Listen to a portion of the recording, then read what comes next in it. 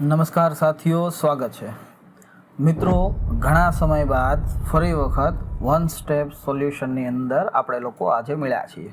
Okay, I hope ઘણો બધો time જે છે થઈ ગયો છે. મને ખ્યાલ છે ઘણા બધા લોકોના મેસેજ જે છે આવે છે કે સર હવે પછીનું ચેપ્ટર ક્યારે આવવાનું છે, શું વ્યવસ્થા છે, તમે ભણાવવાના છો કે નહીં, આ તો અધૂરી વાત થઈ. ઓકે, હું હંમેશા કહેતો આવ્યો છું અને આજે પણ કહું છું, કોઈ દિવસ કોઈ કાર્ય અધૂરું નથી મૂકતો.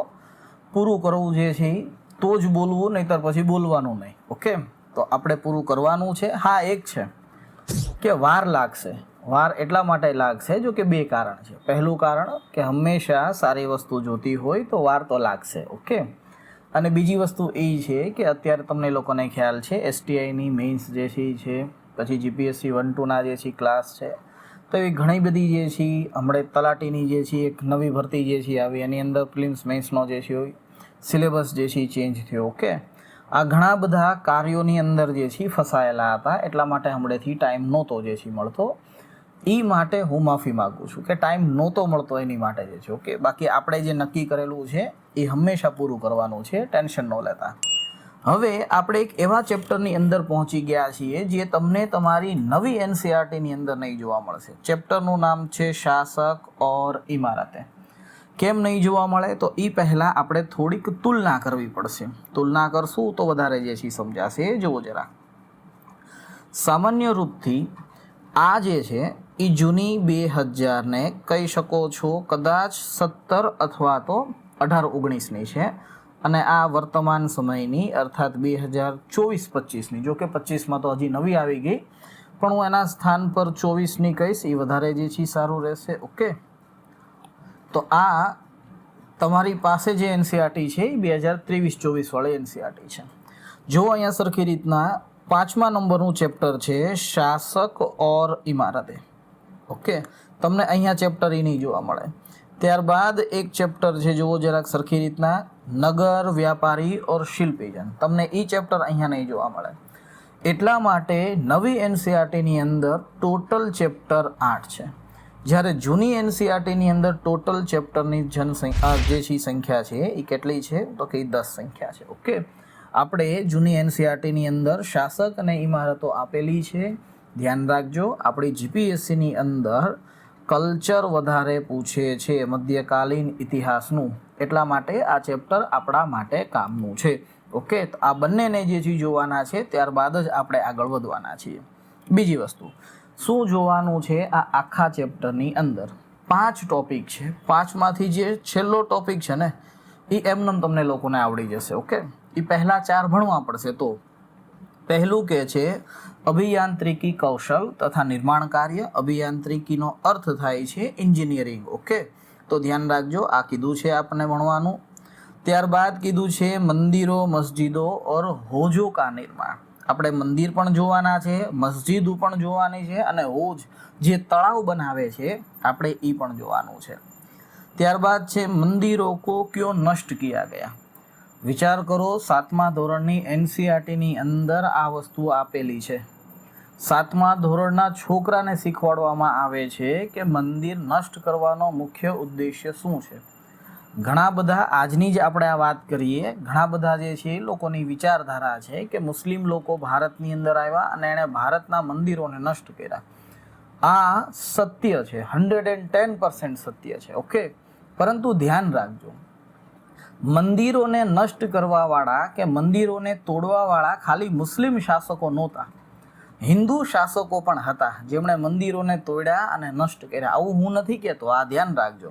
આપણે NCERT ભણવાના છીએ, ત્રીજો ટોપિક જોવાના છે, એની અંદર હું તમને લોકોને સમજાવીશ કે કઈ રીતે રાજેન્દ્ર પ્રથમે શ્રીલંકાના મંદિર અને મઠોને જે છે તંજાવુરનું મંદિર બનાવ્યું, ત્યારે એની અંદર જે કહી શકો છો કે ભાઈ કલિંગના મંદિરોનો સમાવેશ જે છે કર્યો.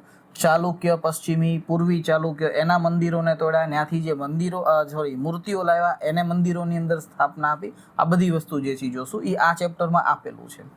ત્યારબાદ કીધું છે બાગ, મકબરે ઓર કિલ્લે. બાગની વાત કરીએ તો અહીંયા 4 બાગની વાત કરેલી છે. ઓકે, આ 4 બાગ મુખ્ય રૂપથી તમે એવું કહી શકો છો એની વ્યવસ્થા બાબરે ભારતની અંદર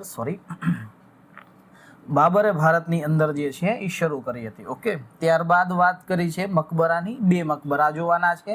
એક મકબરો છે હુમાયુનો, બીજો મકબરો છે તાજમહેલ. ત્યારબાદ જોવાનું છે કિલ્લા. શું લેવા શાહજહાંએ શાહનાબાદ અથવા તો શાહજહાનાબાદ જે છે બનાવ્યું અને એની અંદર લાલ કિલ્લો બનાવ્યો, અર્થાત નગરની અંદર એક નગર જે છે બનાવ્યું, જોશું આપણે એને. અને ત્યારબાદ લાસ્ટ જે છે ચેપ્ટર છે અથવા તો ટોપિક છે ક્ષેત્ર ઓર સામ્રાજ્ય. જે રીતે મુગલ સામ્રાજ્યએ અથવા તો મુગલ સામ્રાજ્ય પર સ્થાનીય સંસ્કૃતિનો પ્રભાવ પડ્યો, એ જ રીતે મુગલ સામ્રાજ્યના જે પણ કોઈ વ્યવસ્થા છે એનો પ્રભાવ પણ ક્ષેત્રીય સંસ્કૃતિની અંદર જોવા મળ્યો, જોશું આપણે આની અંદર જે છે. ઓકે, પણ આ ક્ષેત્ર અને સામ્રાજ્ય છે ને એનું આખું ચેપ્ટર આપને અલગથી આપેલું છે, તો આપણે ત્યારે વધારે જે છે જોશું. અત્યારે ખાલી એમનો સમજવાનો પ્રયત્ન કરશું. ઓકે, જો જરાક આગળ. સૌથી પહેલા આપણે ઇન્ટ્રોડક્શન જ્યારે આ ચેપ્ટર જોઈએ છીએ તો એની અંદર સરસ મજાનો કુતુબ મિનાર આપેલું છે, પિક્ચર છે, અને ત્યારબાદ એનો એક છજ્જો આપેલો છે. હવે સવાલ એ છે છજ્જો કોને કહેવાય? તો જુઓ, આને છજ્જો કહેવામાં આવે છે. ઓકે, અને ત્યારબાદ જે આ લખેલું છે આ આખા આયતો જે છે કહેવાય છે.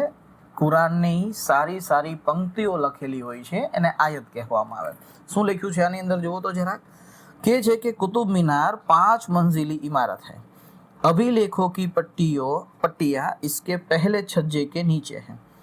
इस इमारत की पहली मंजिल का निर्माण कुतुबुद्दीन ऐबक तथा शेष मंजिल का निर्माण 1229 में आसपास इल्तुतमिश द्वारा करवाया गया. कई वर्षों में यह इमारत आंधी, तूफान तथा भूकंप की वजह से क्षतिग्रस्त हो गई. अलाउद्दीन खिलजी, मोहम्मद बिन तुगलक, फिरोज शाह तुगलक और इब्राहिम लोदी ने इसकी मरम्मत करवाई. આની અંદરથી એક ક્વેશ્ચન આરામથી બનશે અને એ ક્વેશ્ચન અહીંયાથી છે, તો ધ્યાન આપણે લોકોએ રાખવાનું છે. ઓકે, ઇન્ટ્રોડક્શનની અંદર કુતુબ મિનાર વિશે માહિતી મેળવવાની આપણે કીધી છે, તો આપણે થોડીક માહિતી જે છે કુતુબ મિનાર વિશે મેળવશું. ઓકે, ધ્યાન રાખજો. આપણને આ શાસક અને ઇમારતની અંદર શાસકે શું લેવા ઇમારતો બનાવી, આ ઇમારતો બનાવવા પાછળના મુખ્ય કારણો જે છે શું હતા, ઇમારતથી શાસક શું સાબિત કરવા માંગતો હતો અને પ્રજા આ ઇમારતને કઈ રીતે જોવાનું પસંદ કરતી હતી, આપણે એને જોવાનો પ્રયત્ન જે છે કરશું. ઓકે, ધ્યાન રાખજો. જ્યારે આપણે વાત કરીએ છીએ કુતુબ મિનારની,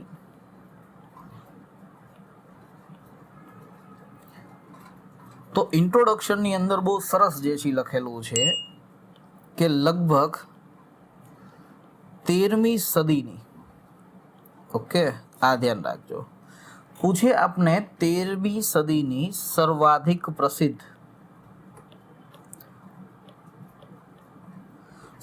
પ્રસિદ્ધનો અર્થ થાય છે સૌથી વધારે પ્રસિદ્ધ. ત્યારબાદ જે છે પૂછે ભવ્ય ઇમારત કોને કહેવામાં આવે છે, તો એ આ કુતુબ મિનારને કહેવામાં આવે છે. આપણે આગળ ત્રીજા ચેપ્ટરની અંદર કુતુબ મિનાર વિશે એ માહિતી મેળવી હતી.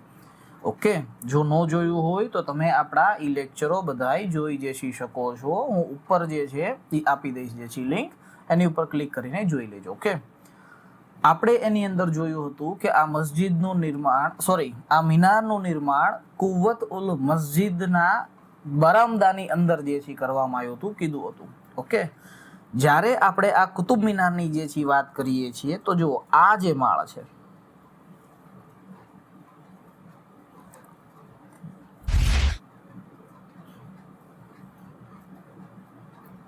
ઓકે, આ પહેલો માળ છે એનું નિર્માણ એબકે કર્યું હતું, સમજવાનું છે.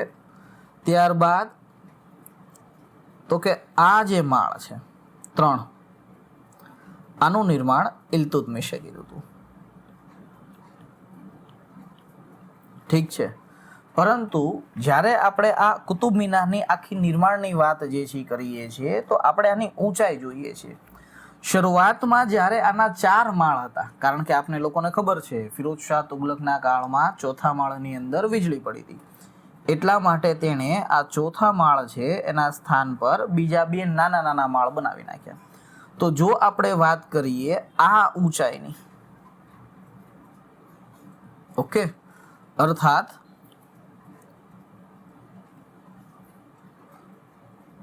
શિટ આ દેખાતો જે છે નથી, યસ, જો આપણે વાત કરીએ આ ઊંચાઈની, ઓકે, 4 જે છે, તો આની ટોટલ જે છે ઊંચાઈ છે લગભગ 68 મીટર. આ ધ્યાન રાખજો, ઓકે. કોના સમયની અંદર? તો કે એબક અને જે ઇલ્તુત્મિશે બનાવી એને. પરંતુ જો વર્તમાન સમયની અંદર આની વાત જે છે કરીએ તો આની ઊંચાઈ ટોટલ 72 મીટર છે. બસ આ ધ્યાન રાખવાનું છે, ઓકે, કે આની કુલ ઊંચાઈ 72 મીટર છે. હજી થોડાક આગળ જે છે વધીએ અને કુતુબ મિનારને સમજવાનો પ્રયત્ન કરીએ. વર્તમાન સમયની અંદર કુતુબ મિનારમાં નીચેથી ઉપર જવા માટે ટોટલ 375 દાદર આપેલા છે. ટોટલ 375 દાદર છે, ઓકે. જો આપણે વાત કરીએ પ્રથમ માળની જે પરિઘી છે, પરિઘીનો અર્થ થાય છે આ ભાગ, ઓકે. જો આપણે પ્રથમ માળની પરિઘીની વાત જે છે કરીએ તો એ લગભગ 48 ફૂટ છે નીચે ગોળ રાઉન્ડ જે છે. અને જો આપણે જે છે વાત કરીએ પાંચમા માળની, ઓકે, તો આની જે આ ટોટલ પરિઘી જે છે કહીએ તો આ 9 ફૂટ છે.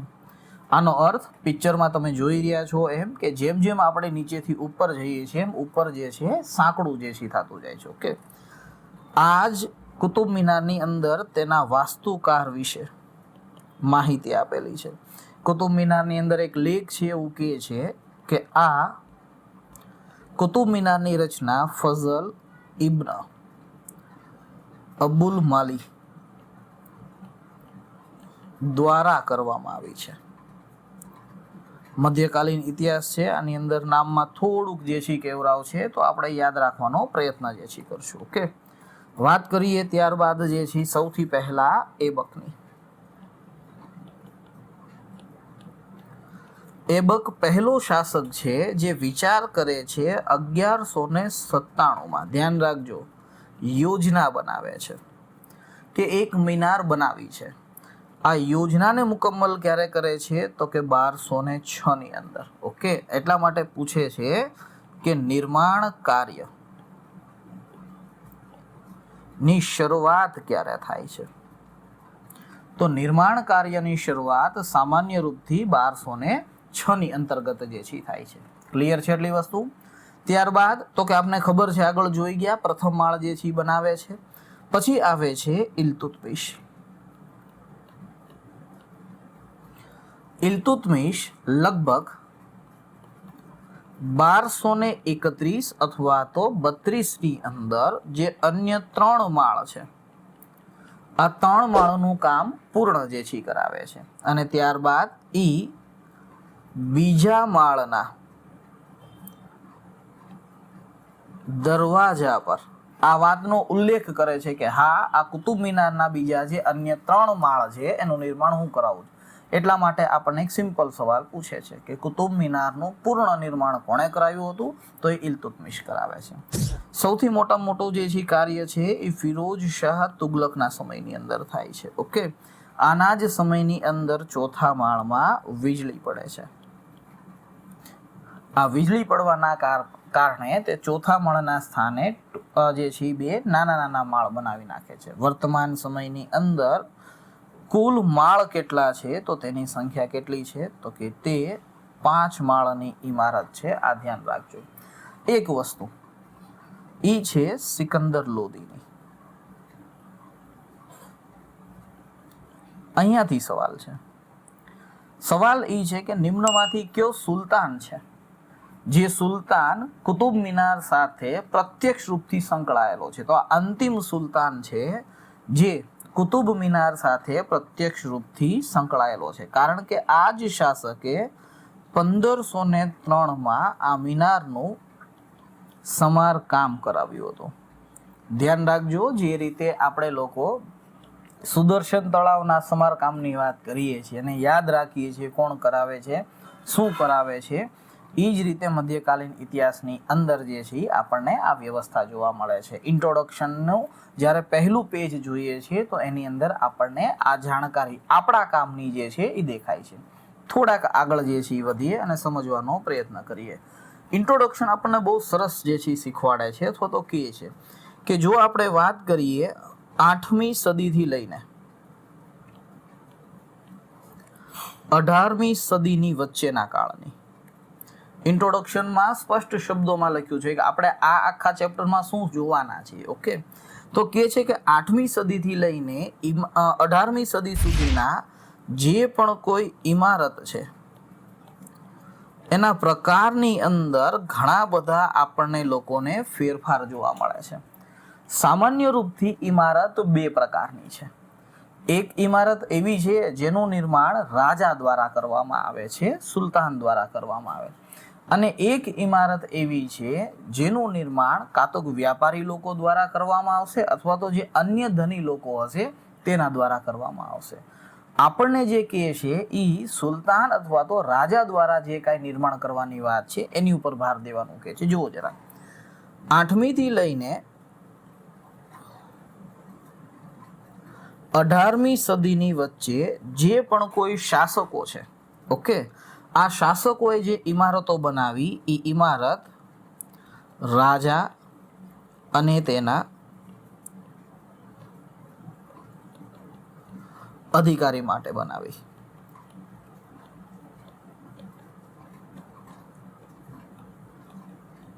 સમજો આ વસ્તુને સરખી રીતના. શાસકોએ એક બીજું પણ જે છે કામ કર્યું. શું કર્યું? તો કે તેણે જનતાના ઉપયોગ માટે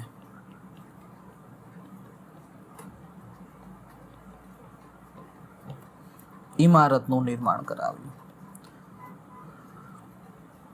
તમને વર્તમાન સમયની અંદર સારામાં સારું એક્ઝામ્પલ જે છે આપું તો તમે લોકો થોડાક નર્વસ જે છે થઈ જશો અને તમને એમ કહેશો કે સાહેબ આ તો ખોટું જે છે થયું.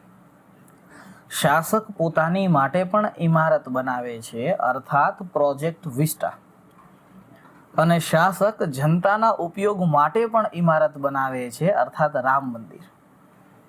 બરાબર, આ વર્તમાન સમયની વાત છે. તો તે સમયની અંદર અર્થાત મધ્યકાલીન ઇતિહાસની વાત કરીએ 8મી સદીથી લઈને 18મી સદીની અંદર તો જે પણ કોઈ શાસક હશે, સુલતાન હશે કે બાદશાહ હશે, એ બે પ્રકારની ઇમારતોનું નિર્માણ કરાવતો હતો. એક સ્વયં માટે નિર્માણ કરાવતો હતો અને બીજું તો કે જનતા માટે. સવાલ એ છે, સ્વયં માટે નિર્માણ ઇમારત કરાવતો હતો તો એ શું લેવા જે છે કરાવતો હતો?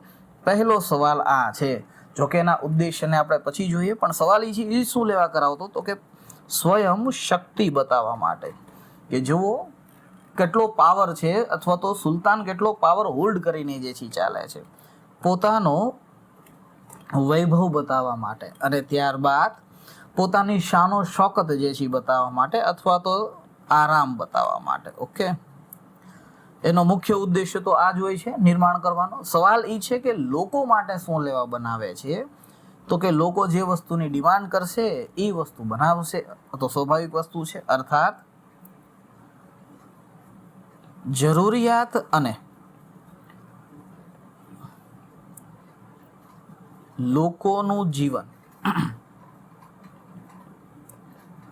આસાન બનાવવા માટે. એટલે હવે નક્કી કરવાનું, ઓકે, કે આપણે કઈ વસ્તુ જે છે લેશું જેનાથી આપણું જીવન જે છે આસાન જે છે બનશે. થોડાક આગળ જે છે વધીએ અને હજી સમજવાનો પ્રયત્ન જે છે કરીએ. રાજા પોતાની માટે જે ઇમારત બનાવશે એ કઈ ઇમારત બનાવશે? તો કે રાજા પોતાની માટે બનાવશે કિલ્લાઓ. મેં કીધું ને પ્રોજેક્ટ વિસ્ટા જે છે એનું કારણ જે છે આ છે. બીજું શું બનાવશે? તો કે પોતાની માટે મહેલોનું નિર્માણ કરશે. આ હું નથી કહેતો, આપણું ઇન્ટ્રોડક્શન જે છે એ કહે છે. ઓકે, ત્યારબાદ જે છે રાજા બનાવશે મકબરા. આજે તાજમહેલને જોઈએ છીએ તો આ મકબરા નથી તો બીજું શું છે? કયો જરાક જે છે આગળ જે છે વધીએ. એ લોકો માટે જે છે શું બનાવે છે? તો કે લોકો માટે સામાન્ય રૂપથી કાં તો એ મંદિર બનાવશે અથવા તો એ મસ્જિદ બનાવશે. એટલા માટે કીધું હતું કે આ જે આખો લેક્ચર છે ને એ આપણા કામનો વર્તમાન સમયમાં થોડોક બંધ બેઠશે એવો જે છે લેક્ચર છે. ઓકે, ત્યારબાદ જે છે શું બનાવશે, કાં તો હોજ બનાવશે, કાં તો કૂવા બનાવશે, અથવા તો તે બજારનું નિર્માણ કરશે. આ ધ્યાન જે છે રાખજો. ઓકે, અથવા તો તે સરાય જે છે બનાવશે. ધ્યાન રાખજો, મધ્યકાલીન ઇતિહાસ તમે ઓછું ભણો છો એટલે સરાય વિશે નહીં ખ્યાલ હોય. યાત્રીઓ માટે જે વિશ્રામ સ્થળ હોય છે, આ વિશ્રામ સ્થળને સરાય કહેવામાં આવે છે. ઓકે, આ ભૂલતા નહીં. યાત્રીઓ માટેના વિશ્રામ સ્થળને સરાય કહેવામાં આવે છે. સરાય સામાન્ય રૂપથી શેરશાહ સૂરીના સમયમાં સૌથી ઇમ્પોર્ટન્ટ છે. આપણને એવું પૂછે છે કે શેરશાહ સૂરીના સામ્રાજ્યની ધમનીઓ કોને કહેવાય છે, તો એ સરાયને કહેવામાં આવે છે. સૌથી વધારે સરાય બનાવવા વાળો જો કોઈ બાદશાહ કે સુલતાન હોય તો એ શેરશાહ સૂરી હતો. જોશું જ્યારે આવશે સૂર સામ્રાજ્ય ત્યારે હું તમને લોકોને વધારે આની ઉપર ડિટેલ કહીશ. ઓકે, હવે એ વાત મારે તમને લોકોને સમજાવવી છે કે શાસક કિલ્લાઓ શું લેવા જે છે બનાવે છે. ઓકે, કિલ્લા બનાવવાનું મુખ્ય કાર્ય છે પોતાની રક્ષા કરવા માટે, કે કોઈ આવીને આપણી ઉપર ગોળીબાર જે છે ન કરવી જોઈએ, સ્વાભાવિક વસ્તુ છે. કિલ્લા એટલા માટે બનાવશે કે તેનું ફેમિલી પણ ત્યાં નિવાસ કરશે, સુલતાનની સાથે, બાદશાહની સાથે, મહેલની અંદર જે છે. એટલા માટે મહેલ જે છે એ રાજ પરિવાર માટે બનાવવામાં આવશે. આ મહેલ શાનદાર જે છે હશે, સજાવટી જે છે હશે, બગીચા, ફુવારા, આ બધી જ વસ્તુ તમને મહેલની અંદર જોવા મળશે. અને ત્યારબાદ મકબરા શું લેવા બનાવવા માંગે, આ સવાલ છે કે મકબરા શું સૂચવે છે, તો કે મકબરા હંમેશા ધ્યાન રાખજો શાંતિ અને સમૃદ્ધિ સૂચવે છે. કે જેટલો ભવ્ય જે છે મંદિર મકબરો જે છે હશે, આટલું જે છે એ સમૃદ્ધ જે છે હશે. તાજમહેલ જે છે એ ભવ્ય જે છે એ મકબરો છે. ઓકે, એટલા માટે આપણે લોકો શાહજહાંના કાળને સ્થાપત્ય કલાનો સુવર્ણ કાળ કહીએ છીએ, કારણ કે એના સમયમાં જે મકબરો બન્યો એવો મકબરો આખા મધ્યકાલમાં ક્યાંય જે છે નથી બન્યો. એટલા માટે આગળ જે છે વાત કરીએ. મંદિર અથવા તો મસ્જિદ જે છે બનાવવાનું છે તો શું લેવા, તો કે આ એક ધાર્મિક સ્થળ છે, એમાં કોઈ શંકાને સ્થાન નથી.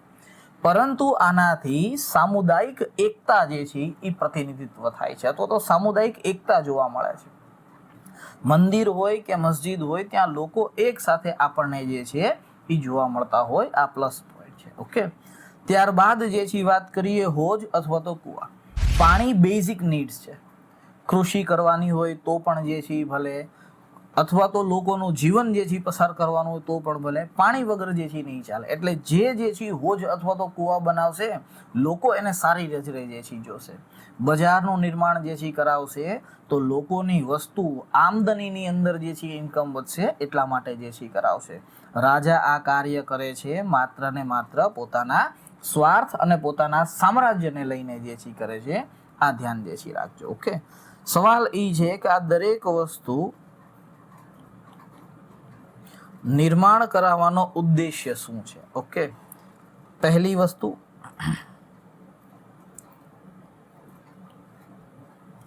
જો આપણે વાત કરીએ સુલતાન દ્વારા જે પોતાના માટે ઇમારતો બનાવે છે તેના ઉદ્દેશ્યની, તો તે શક્તિ, ધન, કલા પ્રત્યે તેનો પ્રેમ, રાઈટ ને, વગેરેનું દર્શન કરવા માંગે છે. જ્યારે વાત કરીએ કે લોકો માટે જે છે એ નિર્માણ કરાવે છે તો આનાથી શું સાબિત કરવા માંગે છે, તો કે તે પ્રજાનું ધ્યાન રાખે છે. ઓકે, તે પ્રજા પાસેથી પ્રશંસા તથા વિકાસના કાર્યોની આશા કરે છે કે તમે પણ સુલતાન અથવા તો બાદશાહનો સાથ સહકાર જે છે દો તો આગળ જે છે વધશે. ઓકે, તે સામાજિક તથા આર્થિક વિકાસમાં મદદ કરે છે. એટલા માટે આ સાર્વજનિક વસ્તુઓનું નિર્માણ જે છે કરવામાં આવે છે. ધાર્મિક આસ્થા, સામુદાયિકતાની અંદર એકતા, આ બધાની અંદર જે છે વધારો થાય એટલા માટે જે છે. જ્યારે પોતાના જે છે કિલ્લા ભવનનું નિર્માણ કરવાય તો એની અંદર મેં તમને કીધું આગળ એમ કે શક્તિ અને સમૃદ્ધિ ઈ જે છે બતાવે છે. મકબરાની અંદર અથવા તો મકબરા ધાર્મિક અને સંસ્કૃતિ ના મહત્વને સૂચવે છે.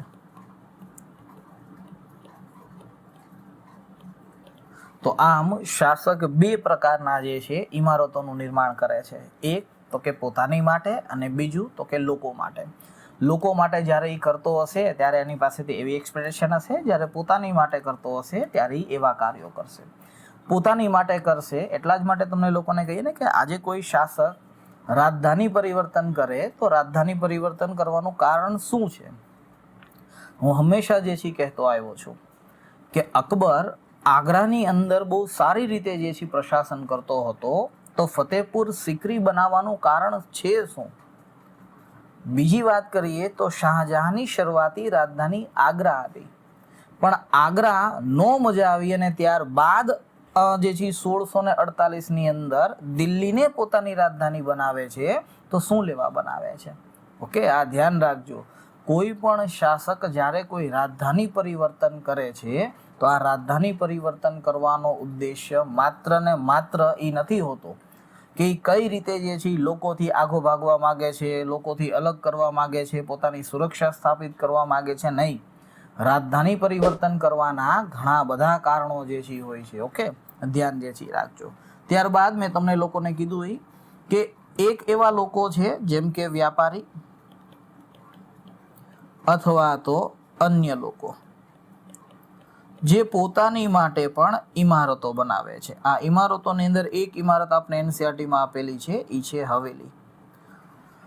8મી થી લઈને 18મી સદી સુધીની વચ્ચે રાજા સિવાયના જે ધની લોકો હતા તે લોકોએ હવેલીઓના નિર્માણ બહુ વધારે કર્યા. જેમ કે ગામડાની અંદર કોઈ સમૃદ્ધ વ્યક્તિ હોય તો એ પણ તળાવનું નિર્માણ જે છે કરતો હતો, હોજનું નિર્માણ જે છે કરતો હતો. આ ધ્યાન જે છે રાખજો. ઓકે, ત્યારબાદ ઇન્ટ્રોડક્શન પૂરું થાય છે અને કહે છે કે આટલા કારણો છે જેના કારણે રાજા ઇમારતોનું નિર્માણ કરાવરાવે છે. ઓકે, પણ અહીંયા સવાલ એ છે કે આ ઇમારતો બનાવવા માટે અભિયાંત્રિકી કૌશલ અર્થાત એન્જિનિયરિંગ કૌશલ હોવું જોઈએ આપણી અંદર.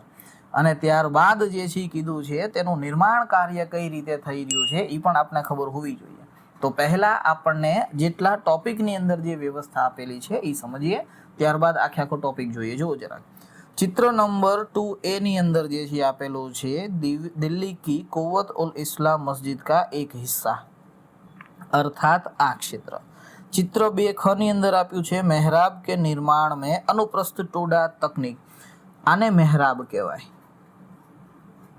સવાલ એ છે કે સર આ અનુપ્રસ્થ ટોડા તકનીક કોને કહેવામાં આવે છે?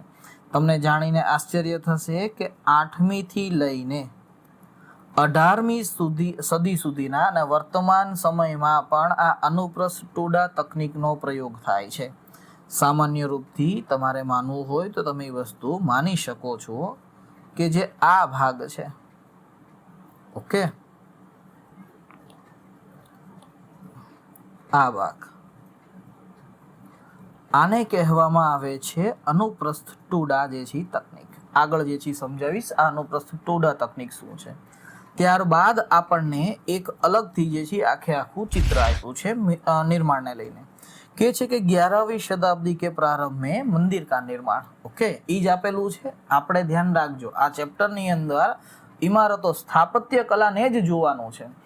કઈ સ્થાપત્ય કલા કઈ રીતે આપેલી છે એક્સેટ્રા એક્સેટ્રા એ જ જોવાનું છે. કે છે कि चित्र 3क अर्थात आ चित्र शिव की स्तुति में बनाए गए कंदरिया महादेव मंदिर का निर्माण चंदेल राजवंश के राजा धंगदेव द्वारा 999 में किया गया है. પહેલો જ સવાલનો જવાબ આપણને મળી જાય છે.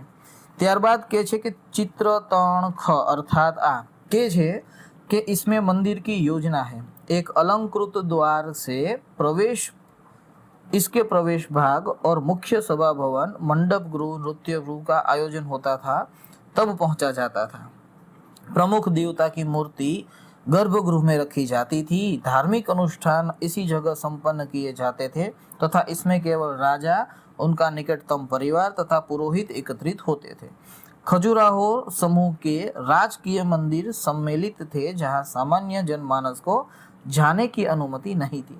ये मंदिर सुपरिकृत उत्कीर्ण મૂર્તિઓ સે અલંકૃત છે। અહીંયા વાત આપણને ખજુરાહોના મંદિરની વાત જે છે કરેલી છે। વર્તમાન સમયની અંદર આ મંદિરની આપણે વાત કરીએ અર્થાત કંદરિયા મહાદેવ મંદિરની વાત કરીએ તો આ મંદિર મધ્યપ્રદેશની અંદર જે છે છત્તરપુર જિલ્લામાં છે। ઓકે, આ ધ્યાન રાખજો।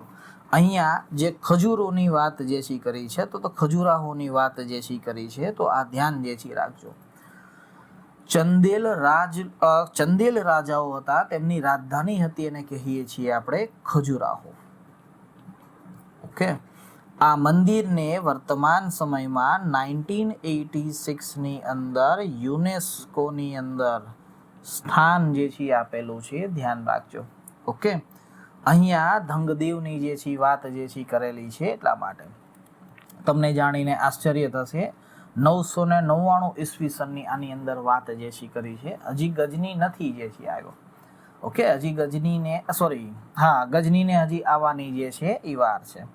આજ જે છે ચંદેલ રાજા હોય છે, આ ચંદેલ રાજાનો એક રાજા હોય છે, નામ હોય છે વિદ્યાધર।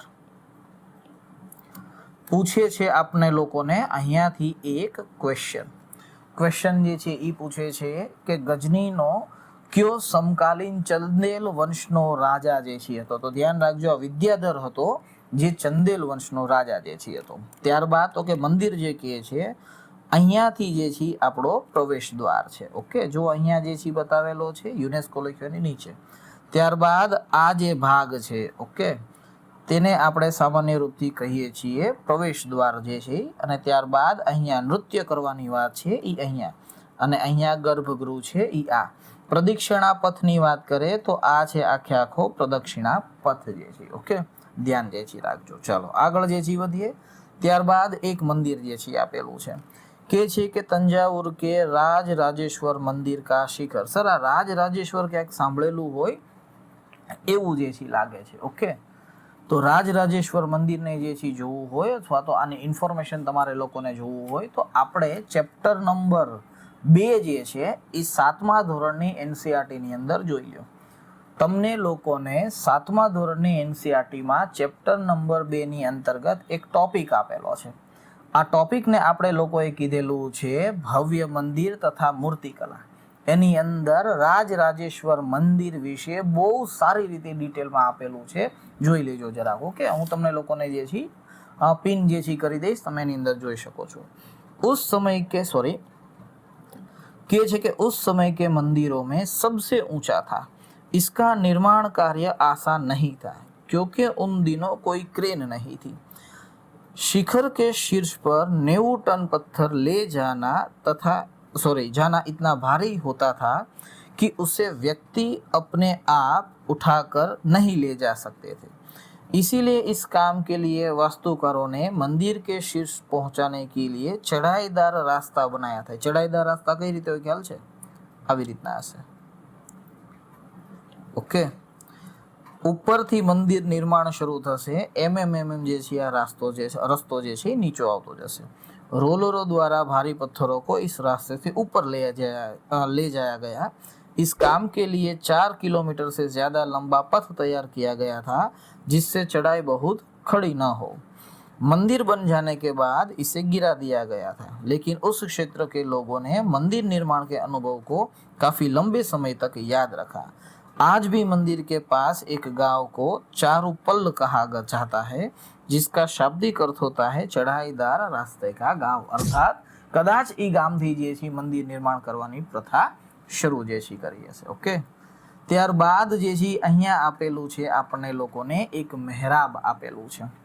હવે મહેરાબ સમજવાનું છે। ઓકે, આ બહુ મસ્તીની જે છે વસ્તુ છે। જેમ કે જ્યારે પણ આપણે કોઈ ઘર બનાવીએ છીએ તો ઘરની અંદર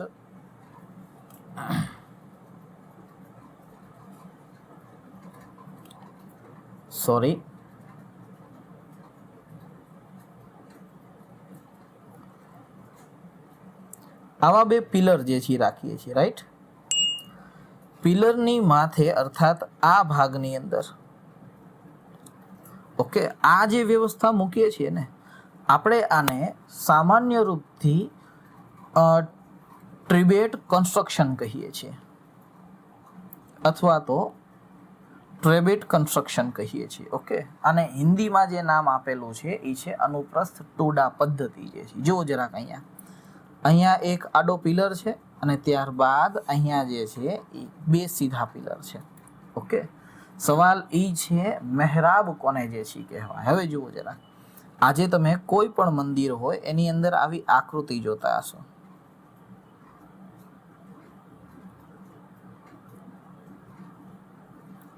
તો આ જે ભાગ છે ને આને મહેરાબ કહેવામાં આવે છે.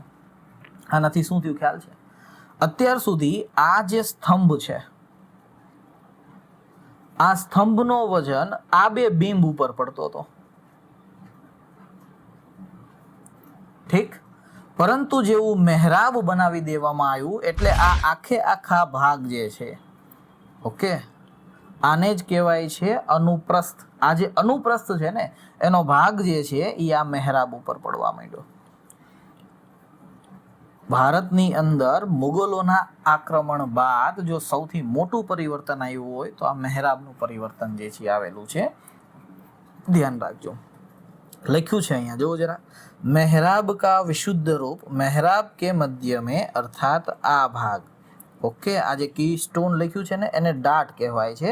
अधिरचना के भार को मेहराब की आधारशिला पर डाल देती है. ત્યારબાદ मेहराब का विशुद्ध रूप अलाई दरवाजे का मेहराब કોણે જે છે કુવતુલ ઇસ્લામ મસ્જિદ જે છે ધ્યાન રાખજો.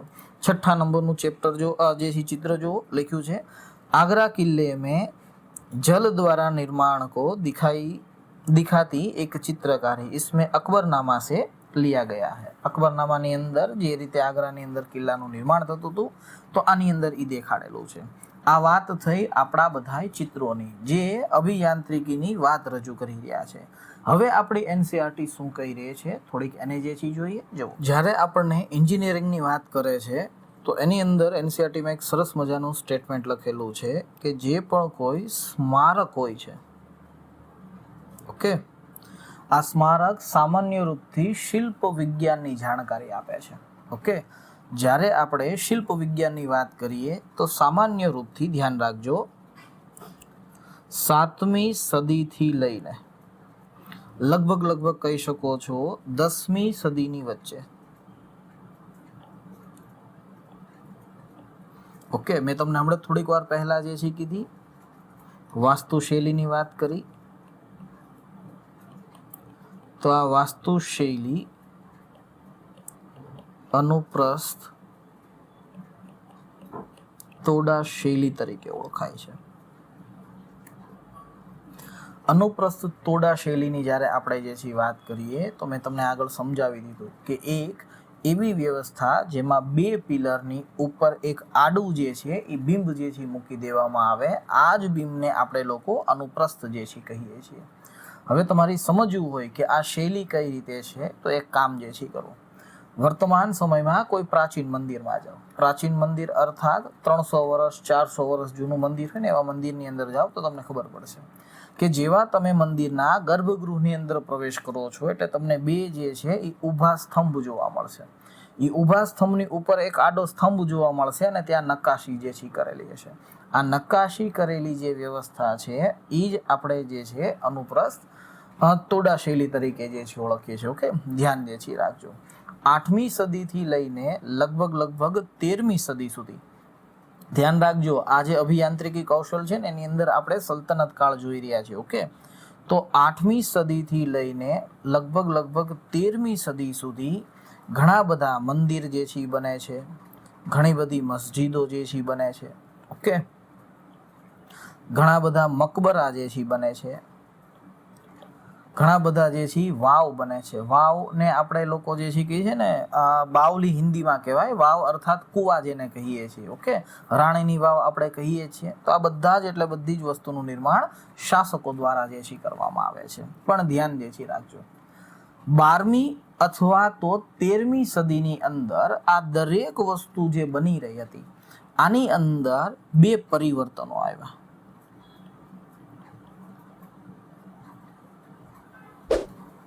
જેટલા પણ મંદિર, મસ્જિદ, મકબરા જે છે બની રહ્યા હતા એની અંદર પરિવર્તન આવ્યા, કાં તો 12મી કાં તો 13મી સદીની અંદર. પહેલું પરિવર્તન એ આવ્યું, ઓકે, જ્યાં સમજવાનું છે ત્યાં આપણે સમજવાનું જ છે, જ્યાં લખવાનું આવશે ત્યાં આપણે જે છે લખશું. ઓકે, પહેલું પરિવર્તન એ આવ્યું એને કહેવામાં આવે છે ચાપાકાર નિર્માણ પદ્ધતિ. આ ધ્યાન રાખજો, પહેલું પરિવર્તન આ થયું. ઓકે, ત્યારબાદ બીજું પરિવર્તન જે છે આવ્યું ચૂના પથ્થર અને સિમેન્ટનો પ્રયોગ. વિચાર કરીને જુઓ વિદ્યાર્થી મિત્રો કે આજે આપણે જે સિમેન્ટનો પ્રયોગ કરીએ છીએ આનું નિર્માણ 12મી અને 13મી સદીની અંદર શરૂ જે છે થાય છે. આ જ 12મી અને 13મી સદીમાં પહેલી વાર જે છે એ ચાપાકાર નિર્માણ પદ્ધતિ આવે છે. ચાપાકાર નિર્માણ પદ્ધતિની અંદર જે પણ કોઈ દરવાજા હતા, બારીઓ હતી, આ બધાની અંદર મહેરાબ, જેને આર્ક કહેવામાં આવે, તેનો ઉપયોગ જે છે શરૂ થયો. મહેરાબ શું છે તો કે આ એક ગોળાકાર રચના છે જેમાં દરેક વજન જે છે એ એના સ્તંભો જે છે એ પર જે છે રાખી દેવામાં આવે છે.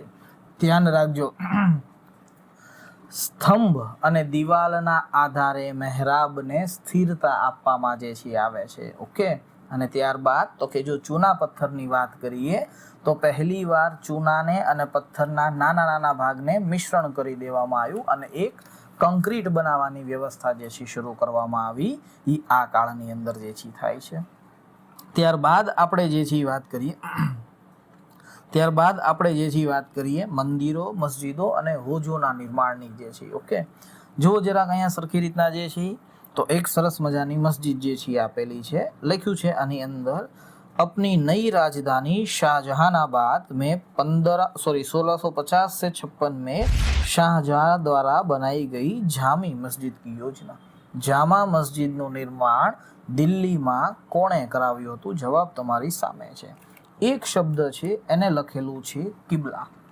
કિબલાનો અર્થ એવો થાય છે કે મસ્જિદની અંદર કોઈ એક એવું સ્થાન કે એ સ્થાન પશ્ચિમી તરફ હોય, કારણ કે ભારત જ્યાં સ્થિત છે એની પશ્ચિમમાં જે છે એ કાબા છે. એટલા માટે કાબા તરફ જોઈને હંમેશા નમાઝ અદા કરવામાં આવતી હોય તો આવું એક સ્થાન હોય એને કિબલા કહેવામાં આવે. હમણે આપણે આગળ દીવાને આમની અંદર એક જે છે કહેશો કે સ્થાન જે છે બનાવશું, સુલતાનને બેઠવાનું અથવા તો બાદશાહને બેઠવાનું સ્થાન.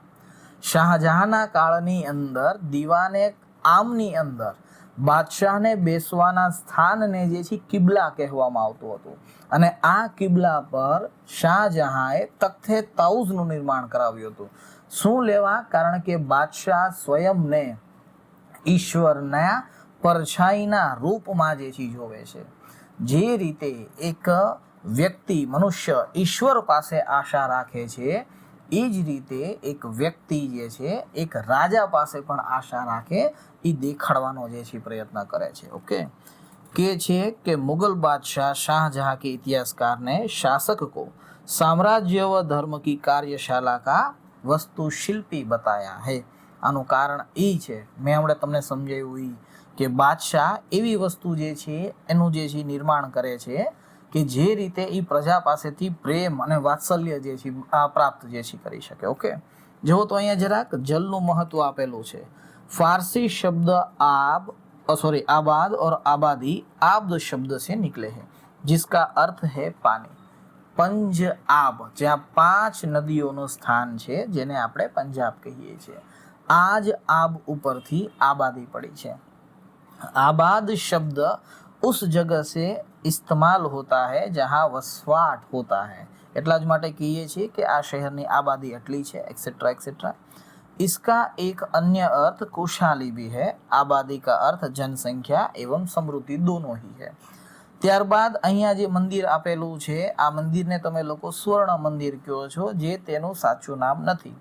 આ સ્વર્ણ મંદિરનું સાચું નામ છે હરમંદર સાહબ મંદિર. આ ધ્યાન રાખજો.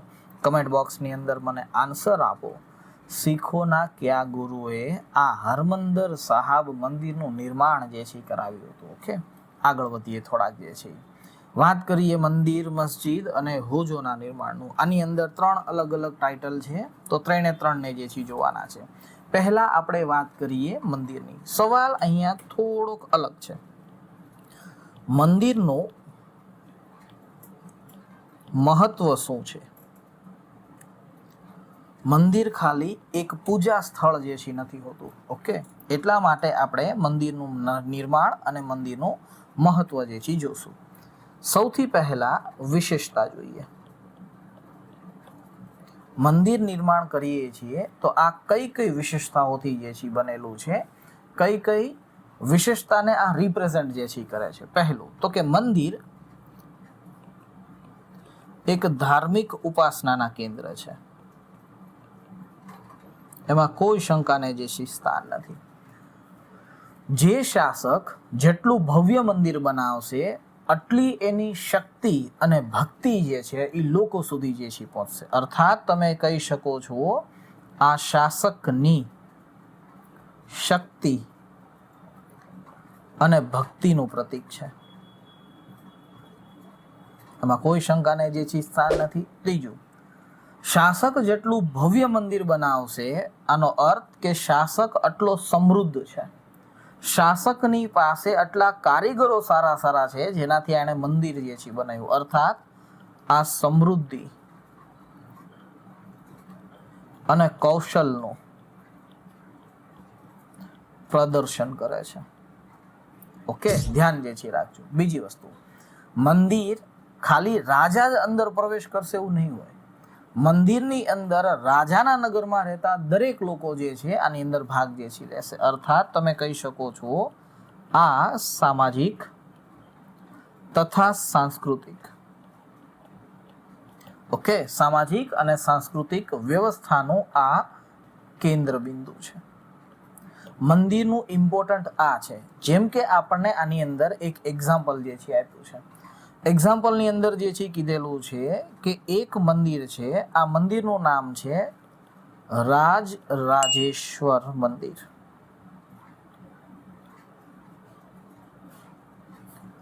આ મંદિરનું નિર્માણ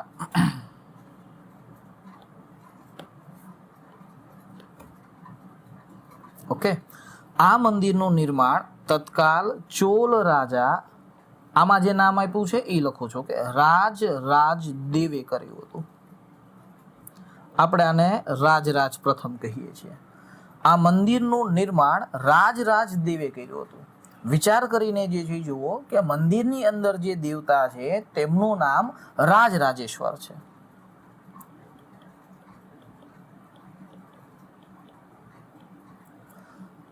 અને જેણે નિર્માણ કરેલું છે એનું નામ રાજરાજ છે.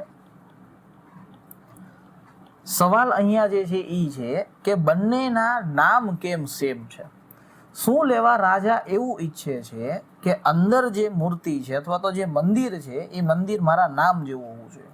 પહેલું તો કે તમે આને એક મંગલકારી કહી શકો છો કે આ નામ એક મંગલકારી નામ છે, એટલા માટે આ બંનેના નામ સેમ છે. બીજું જે છે, રાજા વાસ્તવિક રૂપમાં પોતાના અથવા તો પોતાને ઈશ્વરના પ્રતિબિંબના રૂપમાં જનતાની નજીક દેખાડવાનો જે છે પ્રયત્ન કરે છે કે હું કેટલો જનતાની અને ઈશ્વરની નજીક છું, અથવા તો હું ઈશ્વરના પ્રતિનિધિના રૂપમાં તમારી ઉપર જે છે શાસન કરી રહ્યો છું.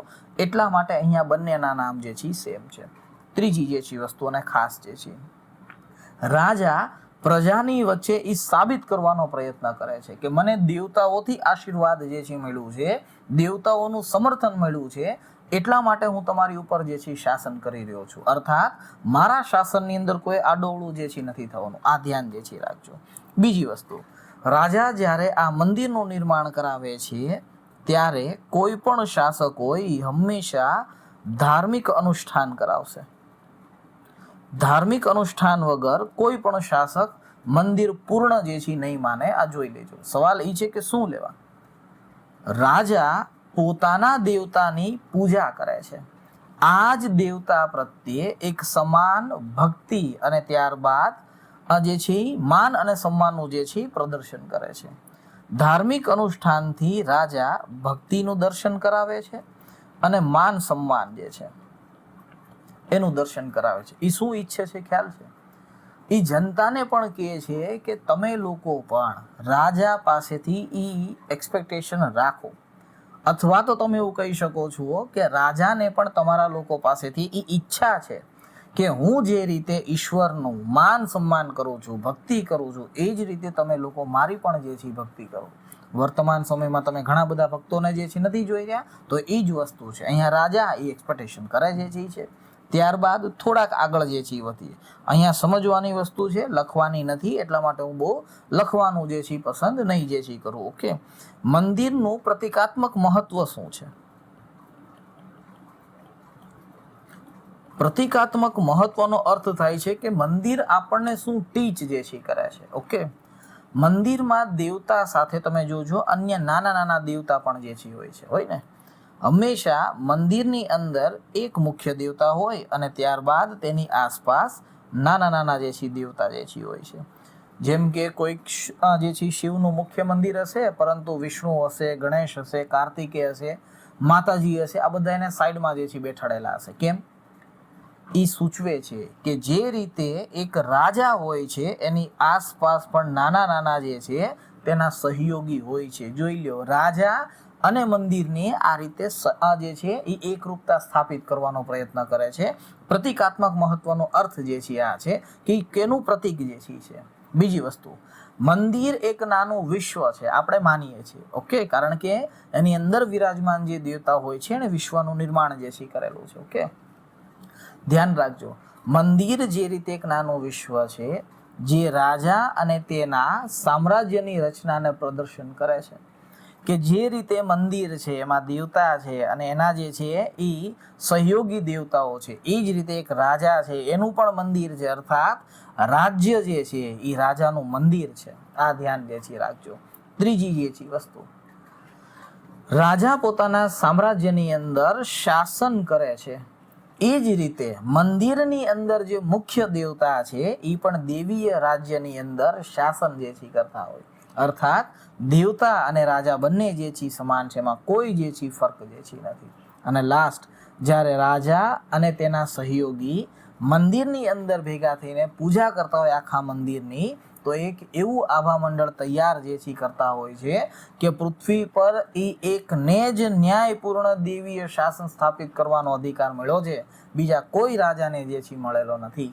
આ માટે રાજાઓ મંદિરોનું શરૂઆતમાં નિર્માણ જે છે કરાવતા હતા. આ ધ્યાન જે છે રાખજો.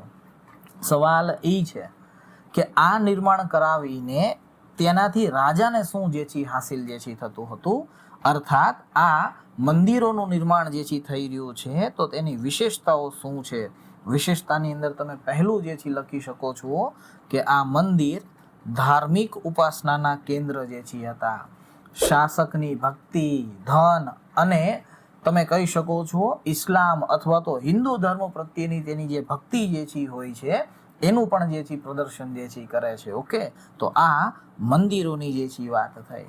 હવે સેકન્ડ જે છે વાત કરીએ મસ્જિદોની. મંદિરોમાં અને મસ્જિદોમાં એક જે છે મુખ્ય ફેર છે, બાકી બધી જ વ્યવસ્થા લગભગ જે છે સેમ છે. ધ્યાન રાખજો, હું વાત અહીંયા ધર્મની નથી કરી રહ્યો, હું અહીંયા વાત રાજનીતિક વ્યવસ્થાની કરી રહ્યો છું કે કઈ રીતે રાજા એક ઉદ્દેશ્ય સાથે મંદિર બનાવે છે અને કઈ રીતે એક સુલતાન કે બાદશાહ એક ઉદ્દેશ્ય સાથે મસ્જિદ બનાવે છે. કોઈ ધર્મની કે કોઈ જાતિની કે કોઈ અન્ય વ્યવસ્થાઓની આપણે ટીકા નથી કરી રહ્યા, આપણે એ જ વસ્તુ સમજી રહ્યા છીએ જે આપણી એનસીઈઆરટીની અંદર આપેલી છે. મારું કદાચ એવું માનવું છે કે આ જે બે ચેપ્ટરો નવી એનસીઈઆરટીની અંદર ગાયબ કરી દીધા છે, તો કદાચ એનું રીઝન પણ આ જ હશે કે આ બે ચેપ્ટરની અંદર આપણને ધાર્મિક વ્યવસ્થામાં વિરોધાભાસ જે છે જોવા મળે છે, એટલા માટે કદાચ આ બે ચેપ્ટર આપણને જે છે જોવા મળતા હશે નહીં જે છે. ઓકે, હવે વાત કરીએ થોડીક મસ્જિદની. મસ્જિદની વિશેષતાની વાત કરીએ તો એ લગભગ મંદિરની સમાન જ છે. જેમ કે ધાર્મિક ઉપાસનાના કેન્દ્ર છે, સુલતાનની ભક્તિ, ધન અને ઇસ્લામ ધર્મના વૈભવને જે છે દર્શાવે છે, ધાર્મિક અને સાંસ્કૃતિક રૂપથી મહત્વ જે છે ધરાવે છે. આ દરેક એટલે દરેક વ્યવસ્થા આપણને મસ્જિદોની અંદર જોવા મળે. અહીંયા એક પરિવર્તન આવ્યું અને એ પરિવર્તન છે શાસકના દ્રષ્ટિકોણની અંદર. આ આખું ચેપ્ટર સમજવાનું છે. ઓકે, આ ધ્યાન દેથી રાખજો. આ સમજી જશો તો જ્યારે મંદિર મસ્જિદ ઉપર હુમલા જે છે થશે ને તો એની અંદર તમે લોકો એક ભીડનો હિસ્સો નહીં બનો, એ ગેરંટી જે છે હું આપું છું. ઓકે, ધ્યાન દેથી રાખજો. કોઈ વ્યક્તિના ધર્મની આસ્થાને નુકસાન પહોંચાડવું એ અલગ વસ્તુ છે. ઓકે, અને કોઈ વ્યક્તિના ધર્મનું રાજનીતિકરણ કરવું એ અલગ વસ્તુ છે. અહીંયા આપણે રાજનીતિકરણ જે કરેલું છે ને એની જે છે ભણી રહ્યા છીએ. ઓકે, હવે સમજો અહીંયા કે મસ્જિદની અંદર શાસકોના દૃષ્ટિકોણમાં ફેરફાર જે છે શું છે. મંદિરની અંદર સામાન્ય રૂપથી શાસક એવું ઈચ્છતો હતો કે જે રીતે સ્વર્ગની અંદર અથવા તો વિશ્વની અંદર ઈશ્વર શાસન કરી રહ્યા છે એ જ રીતે હું મારા પ્રજાની અંદર પણ શાસન કરી રહ્યો છું. કદાચ દેવીય ઉત્પત્તિનો સિદ્ધાંત જે છે એટલા જ માટે એની અંદર રાજા સ્વયંને ઈશ્વરના રૂપમાં જે છે પ્રકટ કરે છે. સુલતાન કે બાદશાહ ભારતની અંદર આવ્યા ને તો એના દ્રષ્ટિકોણમાં એક જે છે પરિવર્તન આવ્યું. તેને શેડો ઓફ ગોડ કહેવામાં આવે છે. શેડો ઓફ ગોડનો અર્થ થાય છે કે તેઓ અલ્લાહની પરછાઈ છે, જિલ્લે લાહી છે. ઓકે, ઈશ્વર નથી, એ ઈશ્વરના પ્રતિબિંબના રૂપમાં કાર્ય કરે છે. બસ આ એક પરિવર્તન છે. આ સૌથી મોટું પરિવર્તન છે. કારણ કે એને ખ્યાલ છે કે પૈગંબર અથવા તો મૂસા અથવા તો સુલેમાનની જે છે વાત કરીએ, આ બધા જ એટલે બધા જ લોકો જે છે એ ગુણોથી ભરપૂર હતા, જેમણે સૃષ્ટિનું નિર્માણ જે છે કર્યું છે. જો સૃષ્ટિની અંદર ઇસ્લામ ધર્મની એવી માન્યતા છે કે અલ્લાહ જે છે એ સૌથી મોટામાં મોટા વાસ્તુકાર છે, એ સૌથી મોટામાં મોટા સૃષ્ટિકર્તા છે. જો તમે એની સાથે પોતાને જોડવાનો પ્રયત્ન કરશો તો એ વસ્તુ પોસિબલ નથી જે છે. એટલા માટે સુલતાન લોકોએ અલ્લાહના સ્થાન પર તેમને અલ્લાહની પરછાઈ કહેવાનું વધારે પસંદ કરેલું છે, જિલ્લેલાહી વધારે પસંદ કરેલું છે. કે છે આ જિલ્લેલાહી પૃથ્વી પર જે ઈશ્વરે અથવા તો અલ્લાહે વિશ્વની અંદર વ્યવસ્થા બનાવેલી છે એ જ વ્યવસ્થાને અહીંયા લાગુ કરવાના છે. જે રીતે અલ્લાહે અવ્યવસ્થાને દૂર કરીને એક વ્યવસ્થા સ્થાપિત કરી, એ જ રીતે સુલતાન અને બાદશાહ સામ્રાજ્યની અંદર જે ફેલાયેલી અવ્યવસ્થા છે એને દૂર કરીને એક વ્યવસ્થા સ્થાપિત કરવાનો પ્રયત્ન કરશે. એ મસ્જિદોના નિર્માણની અંદર શાસકોનો દ્રષ્ટિકોણ રજૂ જે છે થાય છે. મસ્જિદોની આપણે જો વાત કરીએ તો એ પ્રતિકાત્મક મહત્વ ધરાવે છે. જે રીતે આપણા જે તમે કહી શકો છો મંદિર પ્રતિકાત્મક મહત્વ જે છે ધરાવે છે. જેમ કે શાસક કઈ રીતે જે છે પોતાને લોકોની વચ્ચે ઈશ્વરના રૂપમાં જે છે જોવે છે, તો એ રીતે અહીંયા જે સુલતાન હોય છે એ અલ્લાહના સમર્થનની અંદર જે છે પોતાને જોવે છે અને લોકો તેમનું સમર્થન કરે એ ઈચ્છા જે છે ધરાવે છે. ધાર્મિક કેન્દ્રની સાથોસાથ જે છે એ આ શાસનના સૌથી પ્રચાર અને પ્રસારના સૌથી મોટા માધ્યમો જે છે હતા એ મસ્જિદો જે છે હતી. આ ધ્યાન જે છે રાખજો. જ્યારે આપણે મંદિર અને મસ્જિદની અંદર તેના નૈતિક આધારની વાત કરીએ, તેના સાંસ્કૃતિક કેન્દ્રોની જે છે વાત કરીએ તો લગભગ બંનેની અંદર સેમ જે છે વ્યવસ્થા જોવા મળે. જેમ કે બંને અથવા તો કોઈ પણ જે છે નવો રાજવંશ આવે છે એ હંમેશા નૈતિકતા અને દેવીય સમર્થન પ્રાપ્ત કરવા માટે કાં તો મંદિર બનાવશે કાં તો મસ્જિદ જે છે બનાવશે. આ મંદિર અને મસ્જિદના નિર્માણના આ ભ્રમને તે મજબૂતી પણ પ્રદાન કરવાની શરૂઆત જે છે કરશે. એટલા માટે આ ચેપ્ટર સૌથી વધારે સમજવું જે છે ઇમ્પોર્ટન્ટ છે. શાસક કઈ રીતે જે છે એ ઈશ્વરની નજીક કે અલ્લાહની નજીક પોતાને રાખવાનો પ્રયત્ન કરે છે, એ આની અંદર બહુ સારી રીતે જે છે આપેલું છે. ઓકે, આ ધ્યાન જે છે રાખજો. ત્યારબાદ વાત કરીએ હવે લાસ્ટ, તો કે જે હોજોનું નિર્માણ થઈ રહ્યું છે, હોજનું નિર્માણ થઈ રહ્યું છે એને જે છે જોઈએ. મનુષ્ય માટે બધા લોકોને ખબર છે કે પાણી સૌથી વધારે મૂલ્યવાન છે. જો મનુષ્યને રાજા પાણી જે છે ઉપલબ્ધ જે છે કરાવશે તો આ પાણી ઉપલબ્ધ કરાવવાના માધ્યમથી રાજા સુલતાન હોય કે બાદશાહ હોય કે કોઈ શાસક હોય, ઓકે, તો રાજા હંમેશા ને હંમેશા લોકોની પ્રત્યે ન્યાયપૂર્ણ શાસન કરવાનું એક પ્રતીકના રૂપમાં સ્થાપિત થાય છે. તે લોકોની ભલાઈ કઈ રીતે કરી રહ્યો છે, સારા કાર્યો કઈ રીતે જે છે કરી રહ્યો છે, એ આનાથી જે છે પૂર્ણ થશે. એટલા માટે હંમેશા જેટલી રાજધાનીઓ હશે, જેટલી પણ રાજધાનીઓ હોય, આ બધી જ એટલે બધી જ રાજધાની કોઈ ના કોઈ નદીના કિનારે હશે. એ કોઈ દિવસ જે છે સ્વતંત્ર જે છે હશે નહીં. એનું રીઝન જે છે આ છે. ઓકે, ચાલો હવે તો કે મુખ્ય જે આપણો ટોપિક છે, જે સમજવાની વસ્તુ છે, એ છે મંદિરોને નષ્ટ જે છે શું લેવા કરવામાં આવ્યા. મંદિરોને નષ્ટ કરવાના કારણો કયા કયા છે. તમને એવું છે કે ખાલી મુસ્લિમ લોકોએ જ મંદિરોને નષ્ટ કર્યા છે? ઓકે, એવું નથી. આ વાત સાવ ખોટી છે. પહેલા એ સમજવાનો પ્રયત્ન જે છે કરીએ કે મંદિરોને નષ્ટ કરે છે એની પાછળ મૂળભૂત કારણો જે છે ક્યાં ક્યાં છે. જુઓ, જેમ કે પહેલું કારણ જે છે, જો મંદિર સ્થાપિત કરવાથી રાજાની શક્તિમાં વધારો થાય, રાજાના સન્માનની અંદર વધારો થાય, તો મંદિરને નષ્ટ કરવાથી જે છે શું થાય, તો કે મંદિરને નષ્ટ કરવાથી જે શાસકની શક્તિ છે અને જે સન્માન છે એમાં ઘટાડો થશે. આ પહેલું કાર્ય જે છે થશે. એ તો તમે લોકો જે છે માની શકો છો. મંદિર અને મસ્જિદની સ્થાપનાથી રાજા સત્તાનું કેન્દ્ર બિંદુ બને છે અને રાજાની સત્તામાં વધારો જે છે થાય છે. રાજાનું જે આત્મસન્માન હોય છે એમાં પણ જે છે વધારો થાય છે. જેટલા મંદિરો, જેટલા મસ્જિદો રાજા કે સુલતાન વધારે બનાવશે, આટલી પ્રશંસા, આટલું આત્મસન્માન રાજાનું જે છે વધશે. વિચાર કરીને જુઓ જરાક. જ્યારે કોઈ બીજો શાસક આવીને આ મંદિર અને મસ્જિદને તોડી જે છે નાખશે અથવા તો મંદિરોને તોડી નાખશે, તો આનાથી જે છે શું થશે? ઓકે, તો ધ્યાન રાખજો. શાસકની આત્મસન્માનમાં ઘટાડો.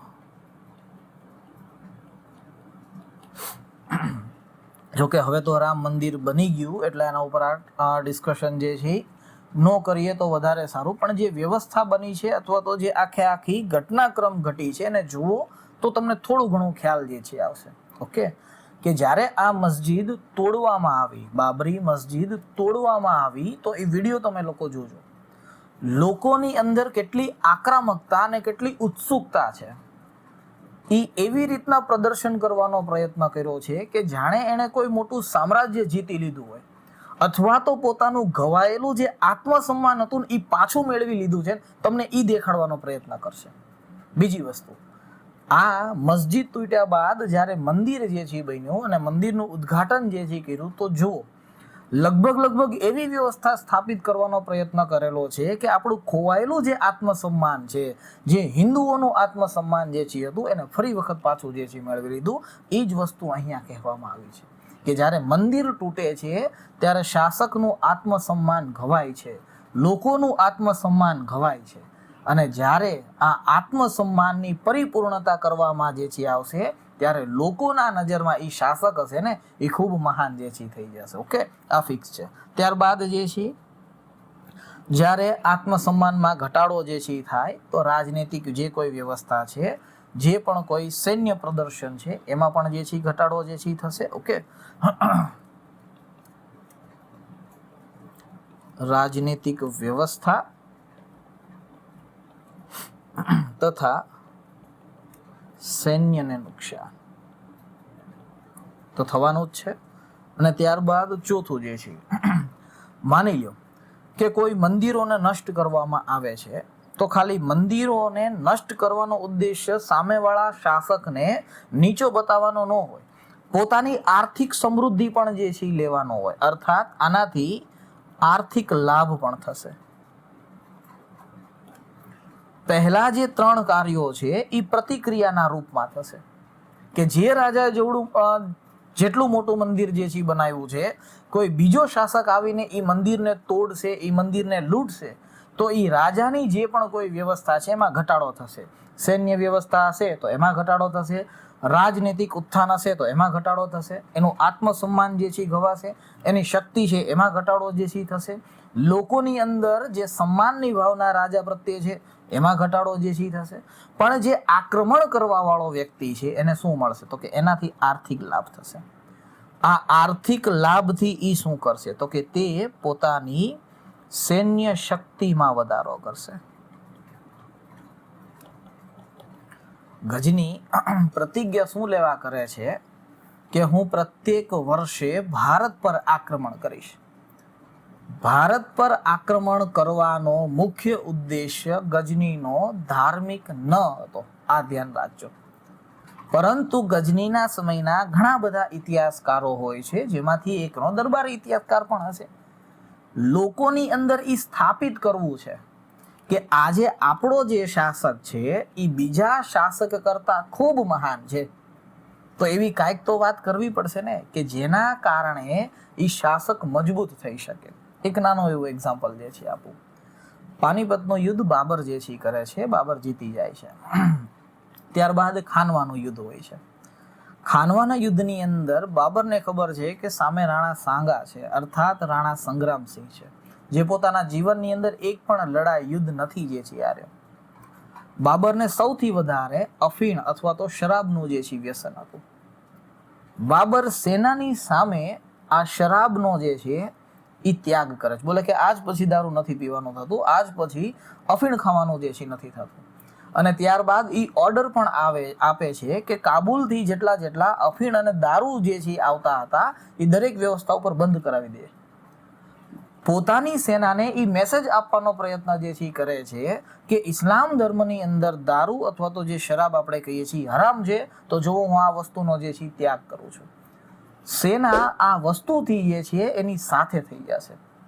બીજું એક્ઝામ્પલ જે છે આપું, પદ્માવત મૂવી જે છે જોયેલું છે, એની અંદર અલાઉદ્દીન ખિલજી આક્રમણ જે છે કરે એ આ જ રાણા સંગ્રામસિંહના પૂર્વજ હોય છે, રાજા રતનસિંહ. ધ્યાન રાખજો, જે ચિત્તોડના હોય છે. ઓકે, અને આ જ રાણા સંગ્રામસિંહના વંશજની અંદર આગળ જતા હમીરસિંહ આવે છે અને ત્યારબાદ મહારાણા પ્રતાપ જે છે આવે છે. ઓકે, જોકે હમીરસિંહને આ બધી વસ્તુ પછી ક્યારેક જે છે જોશું, રાજા લાખા ને આ બધા વિશે જે છે ક્યારેક જે છે ટાઈમ રહેશે તો ચિત્તોડના આખા મેવાડ વંશ ઉપર ડિસ્કશન કરશું. ઓકે, હું કહેવા એ માંગુ છું કે પિક્ચરમાં બહુ સરસ દેખાડ્યું છે. જુઓ કે જ્યારે ખબર પડે છે સુલતાનને, અલાઉદ્દીન ખિલજીને, કે એની જે સેના છે એ થાકી જાય છે. આ જ પરિસ્થિતિની અંતર્ગત તમે લોકો જોજો કે સુલતાન ખાતો હોય છે અને ત્યારબાદ જે છે બહાર નીકળે છે અને પોતાની જે પણ કોઈ સેના હોય છે એનામાં આત્મવિશ્વાસ ભરવાનો પ્રયત્ન કરે છે. એ આત્મવિશ્વાસ ભરવાના ઉદ્દેશ્યને લઈને તમે જોજો હાથમાં એક ઝંડો હોય છે. આ ઝંડો જે છે એ ઇસ્લામ ધર્મનો હોય છે. એ ઇસ્લામ ધર્મનો આ જ ઝંડો હોય છે, એ સેનાની સામે ઘા કરી દે છે અને ત્યારબાદ જોજો સેના આવે છે અને આ ઝંડાને જે છે ઊંચું જે છે કરી રાખે છે. ઓકે, આ શું સૂચવે છે? આ એ જ સૂચવે છે કે કહી શકો છો ધાર્મિક વ્યવસ્થાથી પણ સૈન્ય શક્તિની અંદર જે છે વધારો કરી શકે છે, આત્મબળમાં વધારો જે છે કરી શકે છે. ઓકે, ધ્યાન જે છે રાખજો. ત્યારબાદ હવે શાસક આવે છે, મંદિરને નષ્ટ જે છે કરે છે અને અહીંયાથી ધન પ્રાપ્ત કરે છે. તો આ ધનનો પ્રયોગ ક્યાંક તો કરવો ને, તો કે ધનનો પ્રયોગ ક્યાં કરવાનો છે? બીજાના રાજ્યમાં નહીં, પોતાના રાજ્યમાં. અને પોતાના રાજ્યને સમૃદ્ધ જે છે કરવાનું છે. આટલા કારણો છે, ટોટલ 6 કારણો મેઇન વસ્તુમાં જે છે કીધા. ધ્યાન રાખજો, ધ્યાન રાખજો મિત્રો. એનસીઆરટીમાં જે કીધું છે ને આપણે એ ભણી રહ્યા છીએ. ઓકે, સમજાવું છું એ બીજા બધા એક્ઝામ્પલ સાથે જે છે સમજાવું છું. ત્યારબાદ આપણને કીધું છે કે જો મંદિરોને નષ્ટ કરવાની તમે વાત કરતા હોય તો આ મંદિરોને નષ્ટ કરવામાં પહેલું ઉદાહરણ આપણને આપેલું છે એક પાંડ્ય શાસક છે. પાંડ્ય શાસકનું નામ છે શ્રીવલ્લભ.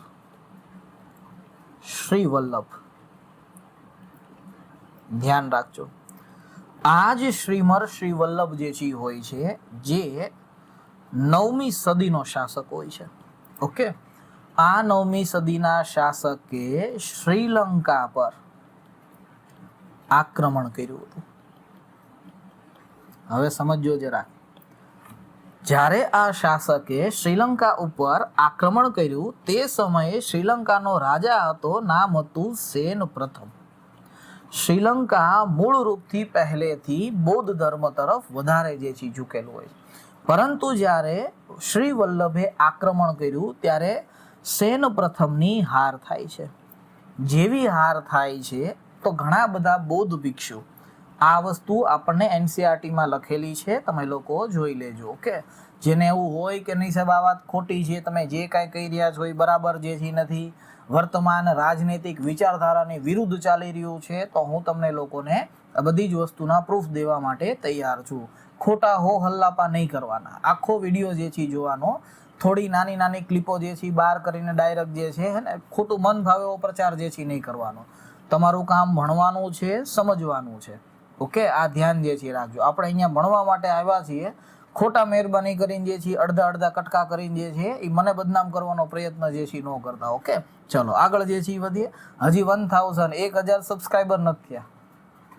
હા, વર્તમાન સમયમાં તમારે સોશિયલ મીડિયામાં ફેમસ થવું હોય તો એના 2 કારણો છે, તો 2 રીતથી થઈ શકો.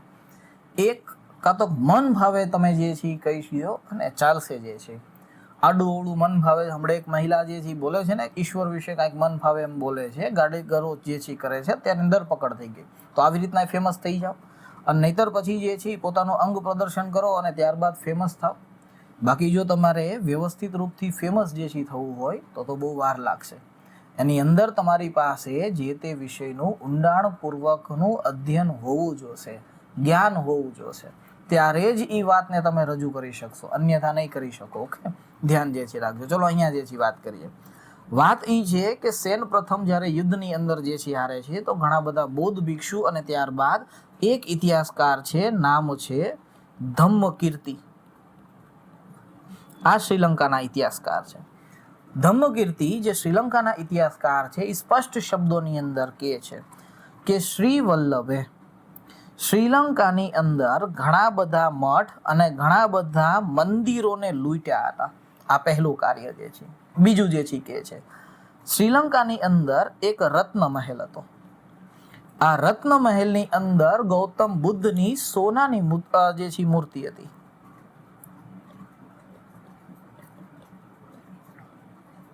ઓકે, આ ધ્યાન જે છે બોલે કે આને જે છે લઈ જાય છે, અને ત્યારબાદ જે છે કહે છે કે આ બુદ્ધ મૂર્તિની સાથોસાથ ઘણી અન્ય પણ મૂર્તિઓ હતી, બોલે કે એને જે છે લઈ જાય છે.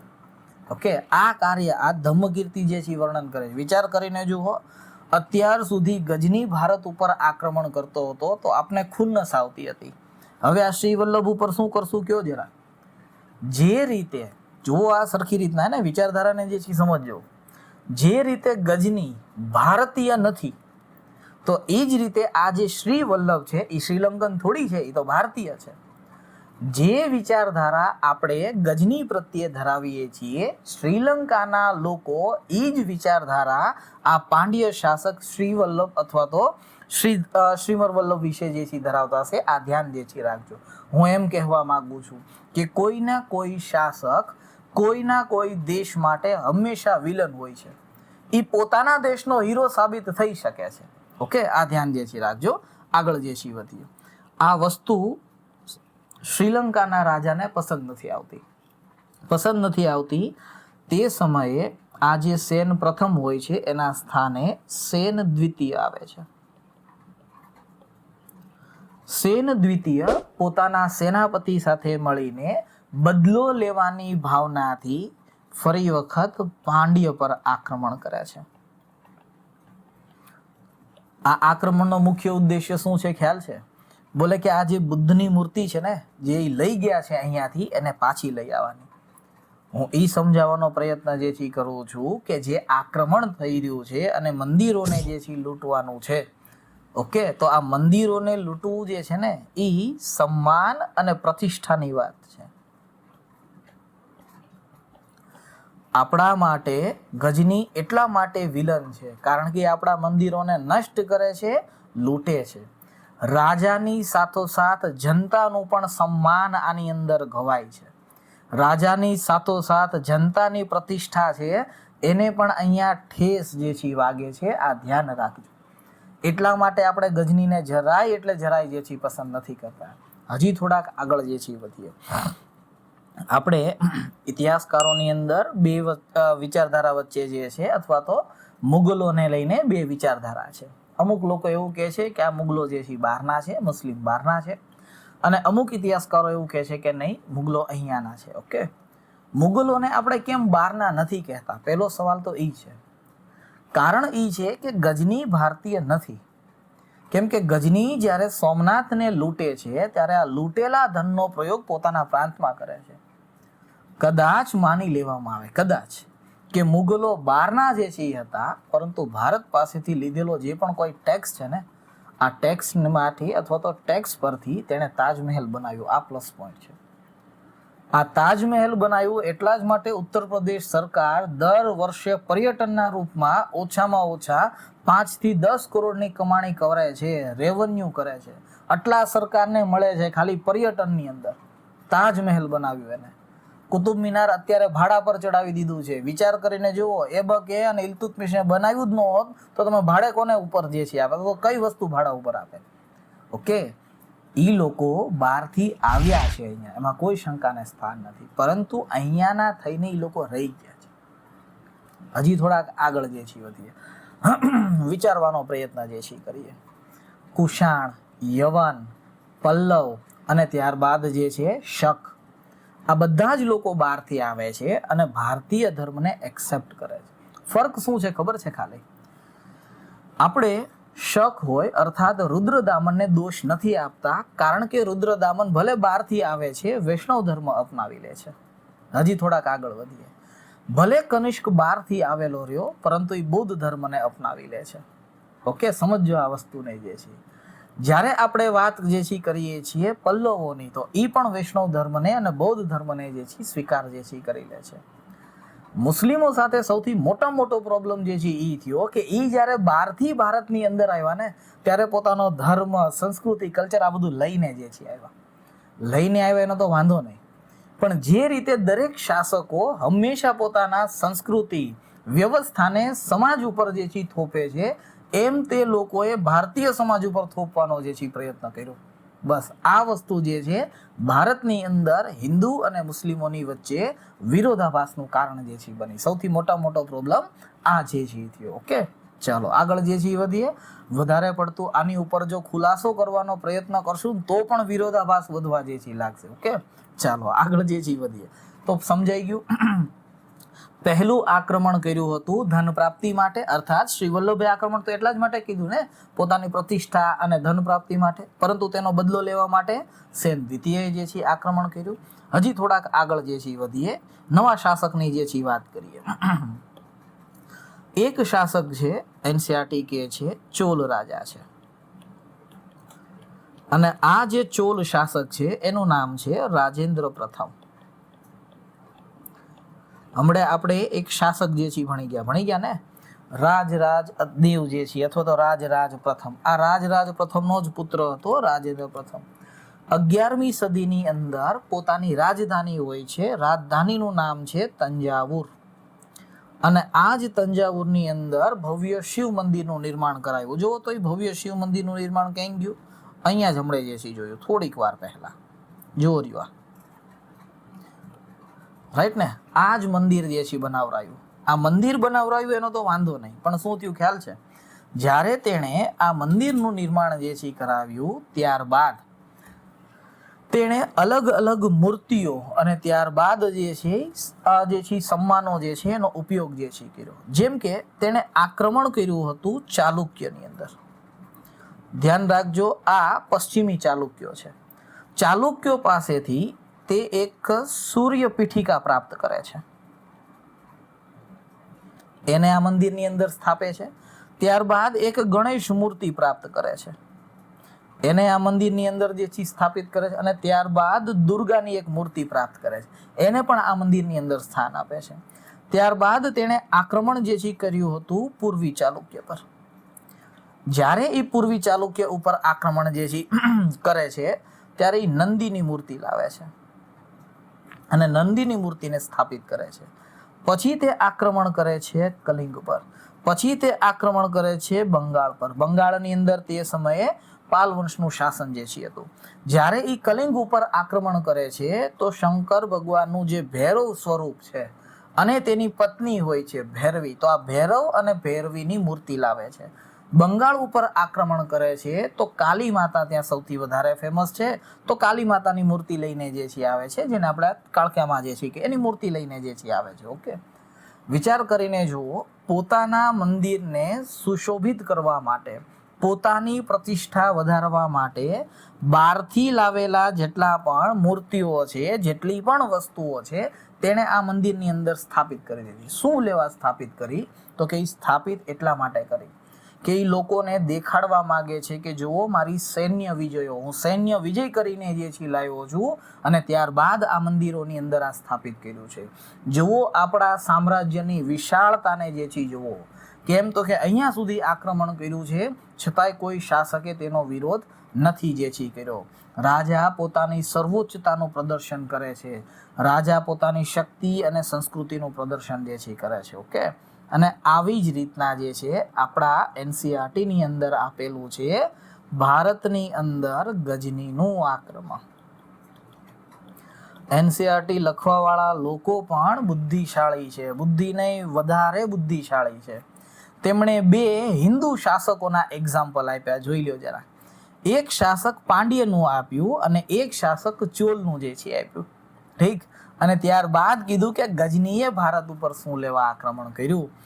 ધ્યાન રાખજો, આ જે ગજની છે અર્થાત જેને આપણે મહેમૂદ ગજની કહીએ છીએ, એ આ જ રાજેન્દ્ર પ્રથમનો સમકાલીન છે. આ સવાલ આપણને યુપીએસસી પ્રિલિમ્સની અંદર પૂછે છે કે જ્યારે ભારત પર ગજનીએ આક્રમણ કર્યું તે સમયે દક્ષિણનો ચોલ રાજા કોણ હતો? તો એ ચોલ રાજા રાજેન્દ્ર પ્રથમ જે છે હતો. ઓકે, તો હવે રાજેન્દ્ર પ્રથમ જે રીતે આક્રમણ કરે છે એ જ આક્રમણને ગજની સાથે જોડી દો. જેમ કે સોમનાથનું મંદિર એણે લૂંટ્યું હશે, શું લેવા લૂંટ્યું હશે? જવાબ તમારે હવે મને કમેન્ટ બોક્સની અંદર આપવાનું છે. આપણે આની ઉપર ડિસ્કશન નહીં કરીએ. ઓકે, હવે વાત કરીએ મુગલ સામ્રાજ્યની. જો અહીંયા જે છે એક ક્વેશ્ચન છે એનસીઆરટીમાં, કે છે कि राजेंद्र प्रथम तथा महमूद गजनी की नीतियाँ किन रूपों में समकालीन समय की देन थी? બંને એક છે. और किन रूपों में ये एक दूसरे से भिन्न थी? બંને અલગ અલગ કઈ રીતે છે એ પણ સમજાવો અને બંને એક કઈ રીતે છે એ પણ જે છે સમજાવો. આ ક્વેશ્ચન આપણને મેઇન્સની અંદર પૂછે છે, એટલા માટે એનસીઆરટી વાંચવાનું કહીએ કે એનસીઆરટી વાંચો. એનું સૌથી મોટું રીઝન આ છે. ઓકે, હવે વિદ્યાર્થી મિત્રો થોડીક જે છે વાત કરીએ બાગ, મકબરા અને કિલ્લાની. આની અંદર 3 અલગ અલગ ટોપિક છે. બાગ કયા છે, મકબરા કયા છે અને કિલ્લા કયા છે. આ જે આપણને વાત કરેલી છે આ વાત આપણને મૂળ રૂપથી મુગલ સામ્રાજ્યની છે અથવા તો મુગલ કાળની વાસ્તુકલાની વાત કરેલી છે. તો હવે પછીના ટોપિકની અંદર એ જ જોવાનો પ્રયત્ન કરીએ, એક એક કરતા જે છે જોઈએ. જુઓ જરા, જ્યારે આપણે બાગ, મકબરા અને કિલ્લાની વાત કરીએ છીએ તો એની અંદર અમુક આપણે ચિત્રો આપેલા છે. જેમ કે જો અહીંયા લખ્યું છે હુમાયુ કે મકબરે કા 4 બાગ, દિલ્હીની અંદર સ્થિત છે. પૂછે છે હુમાયુનો મકબરો ક્યાં સ્થિત છે. સેકન્ડ છે કાશ્મીર મેં શાલીમાર બાગ કા સીડીદાર 4 બાગ. ઓકે, આનું નિર્માણ પણ જે છે હુમાયુ દ્વારા જહાંગીર દ્વારા જે છે કરાવ્યું હતું. ત્યારબાદ છે લાલ મહેલ બારી में 4 बाग को तटीय बाग के रूप में अपनाया गया. આનો અર્થ જે છે સમજો જરા. અહીંયા જુઓ, પહેલા એક મુખ્ય રચના અહીંયા સેન્ટરમાં છે અને ત્યારબાદ એની આસપાસ 4 ભાગ છે, એટલા માટે આપણે આને 4 ભાગ કહીએ છીએ. જુઓ અહીંયા સરખી રીતના, આ એક ભાગ છે, આ એના 4 ભાગ અને ત્યારબાદ અહીંયા જુઓ. ઓકે, સેન્ટરમાં અહીંયા જે છે, એટલા માટે આપણે આને 4 ભાગ જે છે કહીએ છીએ. મુખ્ય કારણ જે છે આ છે 4 ભાગ કહેવાનું. ઓકે, ચાલો આગળ જે છે વધીએ અને સમજવાનો પ્રયત્ન જે છે કરીએ. જુઓ જરાક, 11મા નંબરનું ચિત્ર છે, કીધેલું છે કે 1562 से 1571 के बीच નિર્મિત હુમાયુ કા મકબરા. બે મકબરા આપણે ડિટેલમાં જોવાના છે, જેની અંદર આપણે નોટ્સ તૈયાર કરવાની છે, કરશું. क्या आप नहरों को देख सकते हैं? જો તો અહીંયા નહેર તમને દેખાતી હશે. ઓકે, એ દેખાડે. ત્યારબાદ છે 10મું ચિત્ર કે काबुल में 4 बाग का खाका बनाते बाबर की 1590 की एक चित्रकारी. ध्यान दे कैसे रास्तों पर एक दूसरे को काटती नहरें 4 बाग योजना है. अर्थात જો તો અહીંયા જરા આ યોજના. ઓકે, એટલા માટે આપણે આને 4 બાગ જે છે કહીએ છીએ. પછી જે છે આપેલું છે આગ્રાનો કિલ્લો આપેલો છે. ધ્યાન રાખજો, અહીંયા આપણે 3 જે છે ટાઇટલ છે ને, એક છે બાગ, તો આ બાગ છે, જુઓ જરાક. ત્યારબાદ સેકન્ડ જે છે આપેલું છે મકબરો, આ મકબરો છે. ઓકે, આ પણ મકબરો છે. અને ત્યારબાદ આ કિલ્લાની અંદર જે છે આવેલી વ્યવસ્થા છે, અર્થાત લાલ કિલ્લો છે.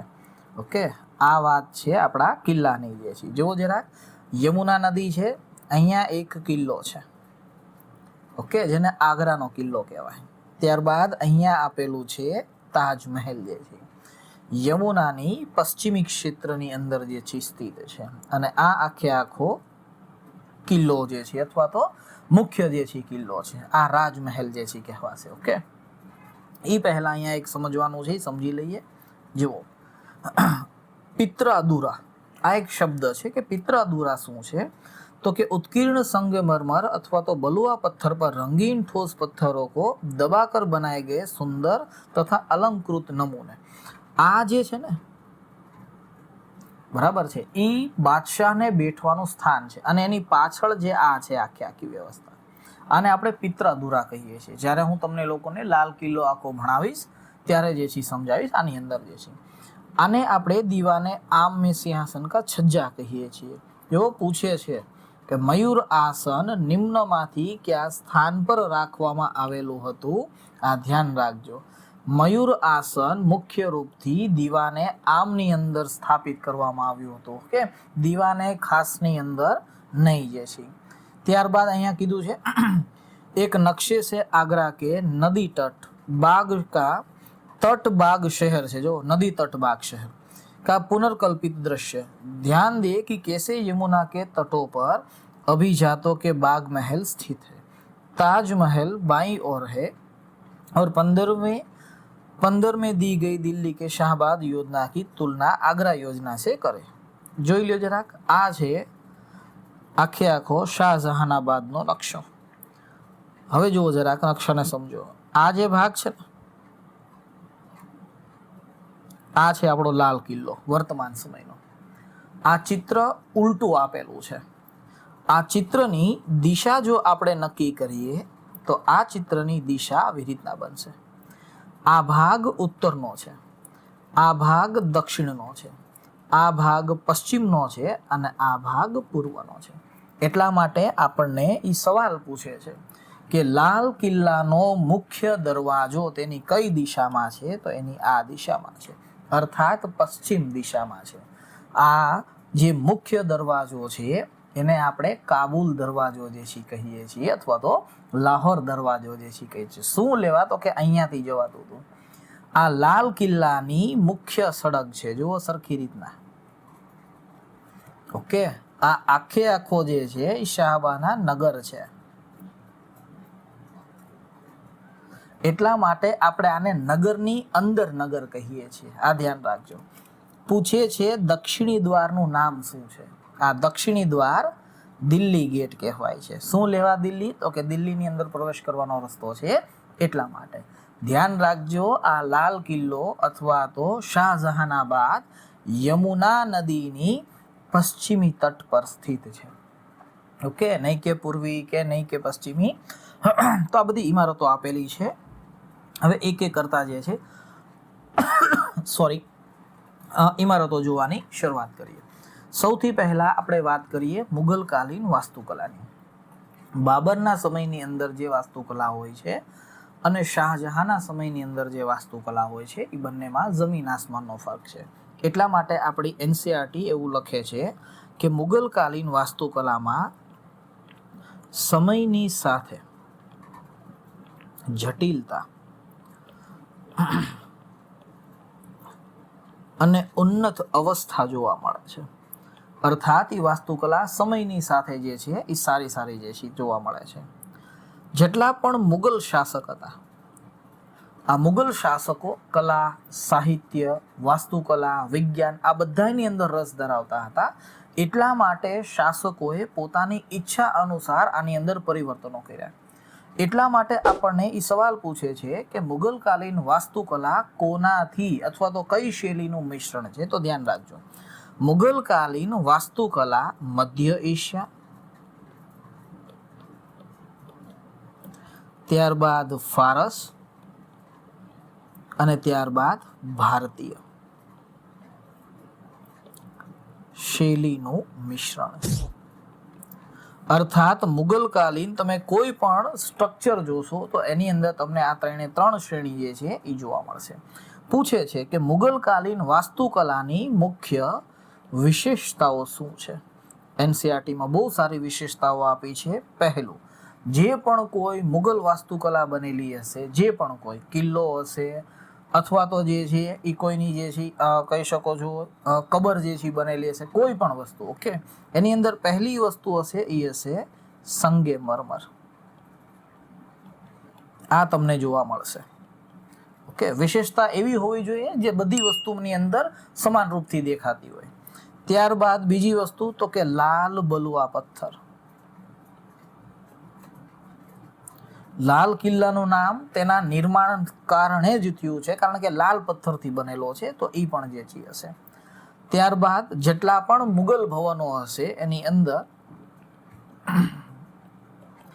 જટિલ નક્કાશી આપણને જે છે જોવા મળશે. ત્યારબાદ તેમાં ગુંબદ જોવા મળશે.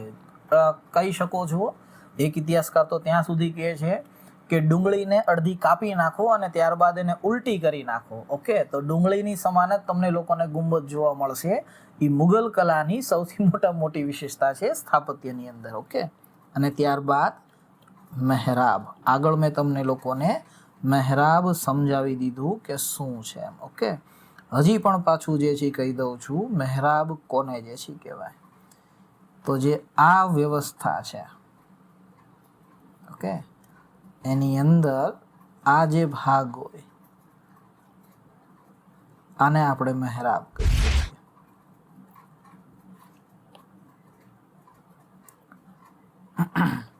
આ ધ્યાન રાખજો.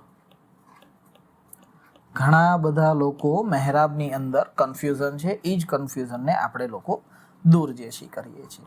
જ્યારે આપણે બાગની વાત કરીએ છીએ તો એની અંદર પહેલી વિચારધારા આવે છે ચાર બાગની.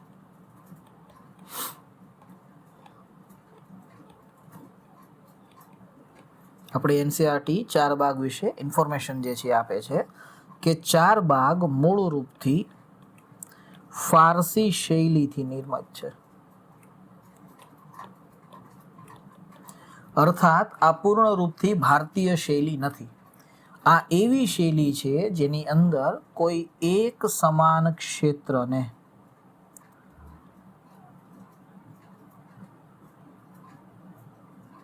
ચાર અલગ અલગ ભાગની અંદર વિભાજિત કરવામાં આવે. આ જ્યારે ચાર ભાગ વિભાજિત કરવામાં આવે, કાં તો આની અંદર નહેરો હશે અથવા તો આ જે છે એ રસ્તાઓ હશે. તો ટૂંકમાં તમે રસ્તાઓ કે નહેરોથી પણ આને જે છે અલગ કરી શકો છો. આ જે ચાર ભાગ હોય છે એની અંદર આપણને ઘણી બધી અલગ અલગ વિષમતાઓ જે છે જોવા મળે છે. ધ્યાન રાખજો, ભારતની અંદર ચાર બાગની અથવા તો ચાર બાગ પરંપરાની શરૂઆત જો કોણે કરેલી હોય તો એ શરૂઆત બાબરે કરેલી છે. ઓકે, આ ધ્યાન જે છે રાખજો. પૂછે છે કે આની શરૂઆત જે છે કોણે કરી, આ વિચારધારાની શરૂઆત કોણે કરી, તો એ બાબરે છે. અકબર છે, જહાંગીર છે, શાહજહાં છે, એ પણ આનો જે છે વિકાસ કરે છે. પણ એક ફેર છે, જ્યારે આપણે ચાર બાગની વાત કરીએ છીએ તો સૌથી પહેલું એક ચાર બાગ આવે છે જેને કહીએ છીએ શાલીમાર બાગ. નામ જ છે. પૂછે છે શાલીમાર બાગનું નિર્માણ અથવા કોણે કરાયું અને આ ક્યાં આવ્યું છે? તો કે શાલીમાર બાગ વર્તમાન કાશ્મીરમાં છે અને આ શાલીમાર બાગનું નિર્માણ જહાંગીર કરાવે છે. ઓકે, આ ધ્યાન જે છે રાખજો. ત્યારબાદ એક બીજું જે છે બાગ છે જેને આપણે કહીએ છીએ તાજમહેલ બાગ. જેટલા ગયા હશે અને ખબર હશે કે સૌથી પહેલા તાજમહેલમાં એન્ટ્રી થાય તો સૌથી પહેલા આપણે બાગ આવે છે, ત્યારબાદ તાજમહેલ આવે, કારણ કે તાજમહેલની દક્ષિણ દિશામાં આ બાગ જે છે આવેલું છે એટલા માટે. ઓકે, ક્યાં છે આ? તો કે આગ્રામાં. કોણે નિર્માણ કરાયું? તો કે શાહજહાંએ. ઓકે, એ જ રીતે એક બાગ છે જ્યાંથી હવે આપણો ક્વેશ્ચન છે, એને કહેવામાં આવે છે આરામ બાગ. બાબરની મૃત્યુ થઈ ત્યારે તેને ક્યાં દફન કરવામાં આવ્યો હતો? તો કે તેને આગ્રાની અંદર આવેલા આરામ બાગમાં દફન કરવામાં આવ્યો હતો, કારણ કે આ બાગનું નિર્માણ સ્વયં બાબરે કર્યું હતું એટલા માટે. આ ખાસ જે છે ધ્યાન રાખજો. નોટ કરીને લખવું હોય તો અહીંયાથી એક ક્વેશ્ચન છે એ લખી લો. ભારતમાં બનાવવામાં આવેલ પ્રથમ મુગલ બાગ કયું છે? તો આ ભારતની અંદર બનાવેલું પ્રથમ યોગ્ય અને વ્યવસ્થિત મુગલ બાગ છે. બાકી અમુક ઇતિહાસકારો તો એમ કે છે પાણીપતની અંદર એક બાગ જે છે બનાવ્યું હતું, પરંતુ એ નષ્ટ જે છે થઈ ગયું હતું. ઓકે, હવે થોડાક આગળ વધીએ અને આ બાગને જે છે સમજવાનો પ્રયત્ન કરીએ. એક બાગ જોવા મળે છે એને કહેવામાં આવે છે નદી તટ બાગ. આ શું છે? સામાન્ય રૂપથી તમે લોકો જોજો મુગલ કાળની અંદર કે કોઈ ક્ષેત્ર જ્યારે બાગ બનાવવામાં આવે, કોઈ પણ ક્ષેત્રમાં,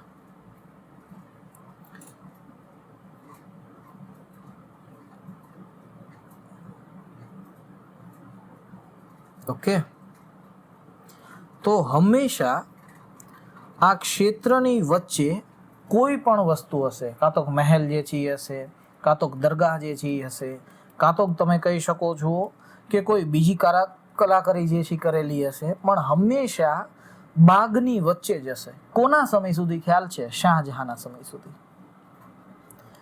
શાહજહાં આવે છે અને એ નવા બાગનું નિર્માણ કરાવે છે જેને નદી તટ બાગ કહેવામાં આવે છે. આમાં શું હોય ખ્યાલ છે?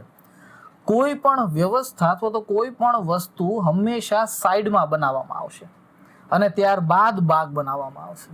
અર્થાત જે આપણને સ્ટ્રક્ચર જોવા મળશે એ બાગની સેન્ટરમાં નહીં જોવા મળે, એના સ્થાન પર બાગની આસપાસના ક્ષેત્રમાં જોવા મળશે, કોઈ એક ક્ષેત્રમાં. જે રીતે આપણે અહીંયા જોઈ ગયા, જુઓ તો જરાક સરખી રીતના. આ તાજમહેલ છે. તાજમહેલ અહીંયા બનેલો છે, ઠીક, પરંતુ આ બાગ છે ને જુઓ અહીંયા છે અને વચ્ચે ફુવારા મૂકેલા છે.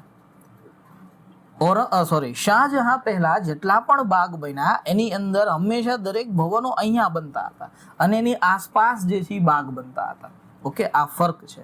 એટલે 4 બાગ બનાવે છે એ બાબર બનાવે છે, પરંતુ આની અંદર શાહજહાં નદી તટ બાગનું જે છે નિર્માણ કરે છે. આ ધ્યાન જે છે રાખજો. ઓકે, ત્યારબાદ હવે એક વાત જે છે કરીએ થોડીક મકબરાની.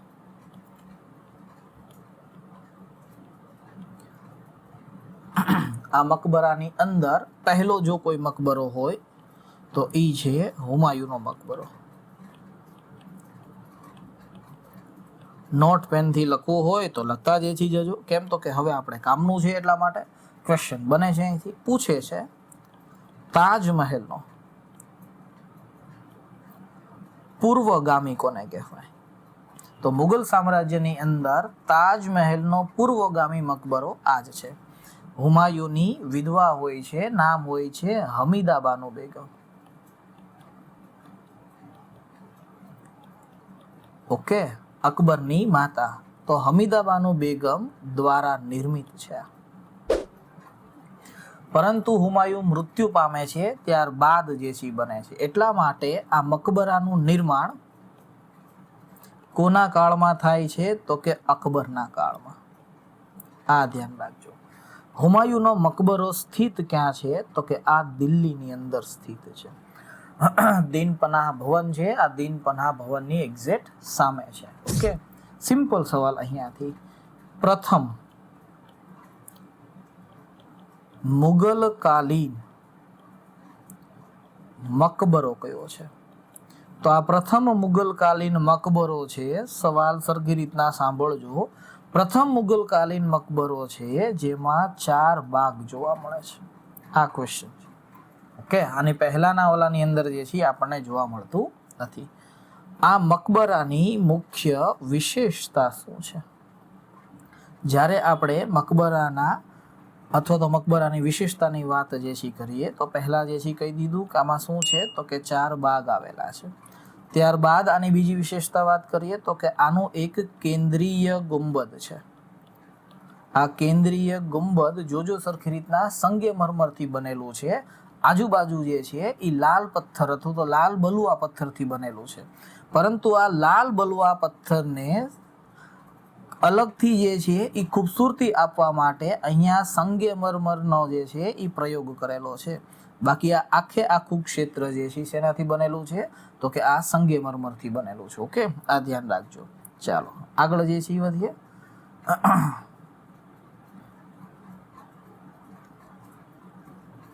તો આનું બીજી વિશેષતા છે કેન્દ્રીય ગુંબદ. ત્યારબાદ ત્રીજી વિશેષતાની વાત કરીએ તો એ આપણને છે મહેરાબ જે દેખાય છે. મહેરાબ પ્રવેશ દ્વાર કહી દીધું શું છે.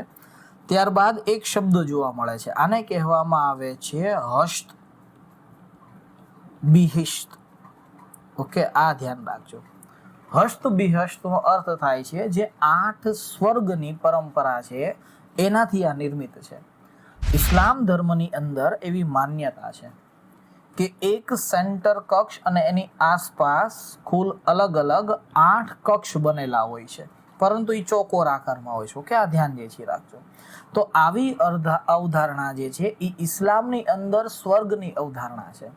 આ જ સ્વર્ગની અવધારણાને અહીંયા લાગુ કરવાની વાત જે છે કરેલી છે. આ ધ્યાન રાખજો. ઓકે, ચાલો આગળ જે છે વાત કરીએ થોડીક એક નવા મકબરાની. મકબરાનું જે છે નામ છે તાજમહેલ.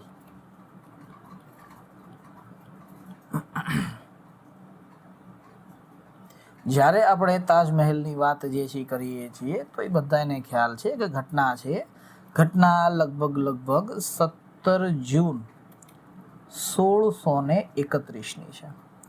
આ સમયે શાહજહાં દક્કનના અભિયાનમાં હોય છે.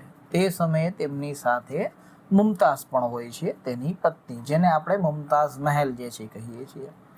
મુમતાઝ પોતાના 14મી સંતાનને જન્મ આપતા સમયે પ્રસવ પીડા આટલી ખરાબ થાય છે જેના કારણે મધ્યપ્રદેશની અંદર બરહાનપુર છે, આ બરહાનપુરની અંદર મૃત્યુ પામે છે. એના ઉપલક્ષમાં શાહજહાં તેની યાદમાં એક મકબરાનું નિર્માણ કરાવે છે. એ આ તાજમહેલ છે.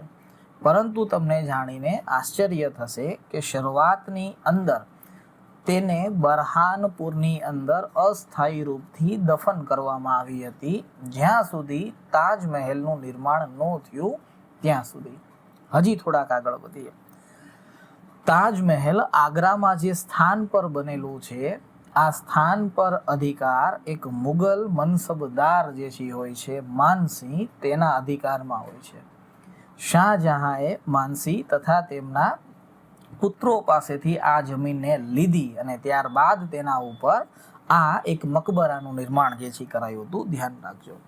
આ આટલો સુંદર જે છે એ મકબરો છે, એટલા માટે આને મુગલ કાળનો રત્ન કહેવામાં આવે છે. ઓકે, આ ધ્યાન રાખજો. વાસ્તુકલાની કલાનું રત્ન જો કોઈ કહેવામાં આવે તો એ તાજમહેલ છે. એક વફાદાર આબશિકા ખીરાઝ જો કોઈને કહેવામાં આવે તો એ તાજમહેલ છે. જન્નતમાં અથવા તો જન્નતને ધરતી પર ઉકેરવામાં જો આવેલું સ્મારક જો કોઈ હોય તો એ આ તાજમહેલ છે, જે યમુના નદીના કિનારે છે. ઓકે, આ ધ્યાન જે છે રાખજો. કયા તટ પર? ડાબા તટ પર જે છે સ્થિત છે. ચાલો આગળ જે છે વાત કરીએ થોડીક મુખ્ય વાસ્તુકારની. મધ્યકાલીન ભારતનું આખું આપણે સ્ટ્રક્ચર જોઈ રહ્યા છીએ, એટલા માટે વાર લાગશે, લેક્ચરની વિશેષતા રહેશે. ઓકે, તો આના વાસ્તુકાર છે ઉસ્તાદ અહમદ લાહોરી, જેનો સહયોગ તેમના એક મિત્ર ઈસા ખાન અફેદીએ આપ્યો હતો. તો આના મુખ્ય રૂપથી બે વાસ્તુકાર આપણને જોવા મળે છે. જો કે એક જ પૂછે છે ઉસ્તાદ અહમદ લાહોરી, બીજા કદાચ પૂછી લે અને નો આવડે એવું ન થાય એટલા માટે જે છે લખાવી દીધા. વિશેષતાની વાત કરીએ તો કેન્દ્રીય ગુંબદ આની અંદર છે, મહેરાબ જોવા મળે છે, પિત્રાદુરા જોવા મળે છે. આ ધ્યાન રાખજો. હવે સમજો આ શું છે. પિત્રાદુરા આપણને હુમાયુના મકબરામાં નથી જોવા મળતો, પરંતુ પિત્રાદુરા આપણને શાહજહાંએ બનાવેલા તાજમહેલની અંદર જોવા મળે છે. ઓકે, સમજાવો આગળ શું છે. આ શક્તિ, ધન, પ્રેમ, તમારે જેનું પ્રતીક માનવું હોય માની શકો છો. જે છે પહેલા એવો ક્વેશ્ચન પૂછતા 10-10, 15-15 વર્ષ પહેલાની વાત કરું છું. ઓકે, કે નિમ્ન પંક્તિ ક્યાં લખેલી છે, અને પંક્તિમાં લખેલું હોય કે પવિત્ર દિલોમાં આપનું સ્વાગત છે, અથવા તો પવિત્ર દિલોના સ્વર્ગમાં આપણું સ્વાગત છે, સમથિંગ કે આ ક્યાં લખેલું. જવાબમાં છોકરાઓ શોખથી ટીકમાં હતા તાજમહેલમાં લખેલું છે. ઓકે, હવે આ બધી વસ્તુ જે છે નથી આવતી. થોડુંક ડીપ્થ જે છે પૂછે છે. જો કે મધ્યકાલીન ધીરે ધીરે કરતા જે છે વર્તમાન જે છે વ્યવસ્થામાં ઓછું જે છે આવે છે. ઓકે, છતાં આપણે મેક્સિમમમાં મેક્સિમમ સમેટવાનો જે છે પ્રયત્ન કરીએ છીએ. આ ધ્યાન જે છે રાખજો. હવે તો કે લાસ્ટ જે છે બનાવવા જઈ રહ્યા છીએ એ છે કિલ્લા. ઓકે, કિલ્લા કહી દો અથવા તો સભા ભવન કહી દો, કારણ કે સભા ભવન કિલ્લાની અંદરનો એક જે છે ભાગ હોય છે. ઓકે, પૂછે છે કે કિલ્લા શું લેવા બનાવવામાં આવે છે, તો કે કિલ્લા શાસકની શક્તિ અને પ્રશાસનિક શક્તિનું પ્રતીક હોય છે. કિલ્લા શું લેવા બનાવવામાં આવે છે, તો કે કિલ્લા શાસકની રક્ષા કરવા માટે, શાહી લોકોના નિવાસ સ્થાન માટે, દરબારને એકઠા કરવા માટે અને સંસ્કૃતિના કેન્દ્રના રૂપમાં બનાવવામાં આવે છે. કિલ્લા શું લેવા બનાવવામાં આવે છે, તો કે અહીંયાથી આખા સામ્રાજ્યનું પ્રશાસન ચલાવી શકાય શાંતિપૂર્ણ રૂપેથી, એટલા માટે કિલ્લા બનાવવામાં જે છે આવે છે. ઓકે, કિલ્લાની અંદર સભા ભવન હોય છે. જેમ કે જો આપણે વાત જે છે કરીએ કિલ્લાની, તો એની અંદર શાહજહાંના કાળમાં દીવાને આમ તથા દીવાન એક ખાસ જોવા મળે છે.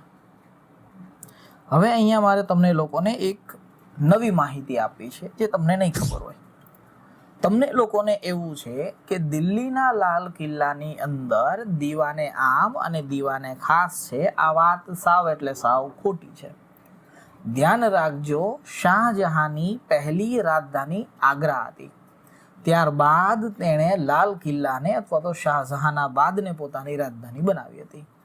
શાહજહાંના કાળમાં આગ્રામાં પણ અને દિલ્હીમાં બંને સ્થાનોએ દીવાને આમ અને દીવાને ખાસ આપણને લોકોને જોવા મળે છે. આ ભૂલતા નહીં, આ ખાસ જે છે ધ્યાન રાખજો. ઓકે, દીવાને આમની વાત જે છે કરીએ, કારણ કે આ થોડુંક ઇમ્પોર્ટન્ટ છે એટલા માટે, કારણ કે આ ડાયરેક્ટ જનતા સાથે જે છે એ આપણને જોવા મળે છે. તો જ્યારે દીવાને આમ અને દીવાને ખાસની વાત કરીએ છીએ તો આ દિલ્હી અને આગ્રા બંનેની અંદર જોવા મળે છે. આ ભૂલતા જે છે નહીં. ઓકે, દીવાને આમ આપણને જ્યારે એનસીઆરટી સમજાવે છે ત્યારે કહે છે કે સામાન્ય જનતા અથવા તો સામાન્ય અધિકારી જે છે એમને મળવા માટેનું સ્થાન હોય છે અને દીવાને આમ કહેવામાં આવે છે. કહેવાય છે દીવાને આમનું નિર્માણ એક મોટા આંગણમાં, આંગણ અલગ વસ્તુ છે અને ફળિયું અલગ વસ્તુ છે. ઘરની આગળ જે હોય ને બગીચા જેવું, એને ફળિયું કહેવાય. આંગણની અંદર જે છે, જોજો સાઉથના પિક્ચરમાં દેખાડશે કે આસપાસ બધે ઘર હશે અને વચ્ચે મોટી સ્પેસ હશે, એને આંગણ જે છે કહેવાય. તો અહીંયા આંગણની વાત છે કે મોટા આંગણની વચ્ચે જે બનાવવામાં આવે એ દીવાને આમ જે છે હોય છે. આ મોટા આંગણની અંદર લગભગ 40 જેટલા સ્તંભ પર બનાવવામાં આવે છે. એટલા માટે દીવાને આમને ફારસી ભાષામાં ચિહિલ સુતૂન કહેવામાં આવે છે. આ ધ્યાન રાખજો. ચિહિલ સુતૂન શું છે, તો એ દીવાને આમ છે. એક કિબલાનું પ્રતીક જે છે મેં તમને આગળ વાત કરી દીધી કે કિબલા જે છે શું છે. શાહજહાં જે સ્થાન પર બેઠે છે એને કિબલા જે છે કહેવામાં આવે છે. એ જે સ્ટેજ હોય છે એના ઉપર દરેક દરેક લોકો તેની સામે નીચે જે છે એ બેસે છે. એ નમાઝ પડવાનું સ્થાન જે છે કહેવાય છે. સુલતાન અથવા તો શાહજહાં એવી ઈચ્છા જે છે રાખે છે કે જે રીતે દરેક લોકો અલ્લાહની બંદગી કરે છે એ જ રીતે જનતા પણ મારી બંદગીની જે છે કરે. પૃથ્વી પર ઈશ્વરના પ્રતિનિધિના રૂપમાં જો કાંઈ હોય તો એ આ જ છે. હવે વાત મેં તમને કીધી હતી આગળ, ટાળતો આવું છું, પિત્રાદુરા જે છે શું છે. હવે ધ્યાન રાખજો, શાહજહાંનું જે સિંહાસન છે, જુઓ જરાક અહીંયા,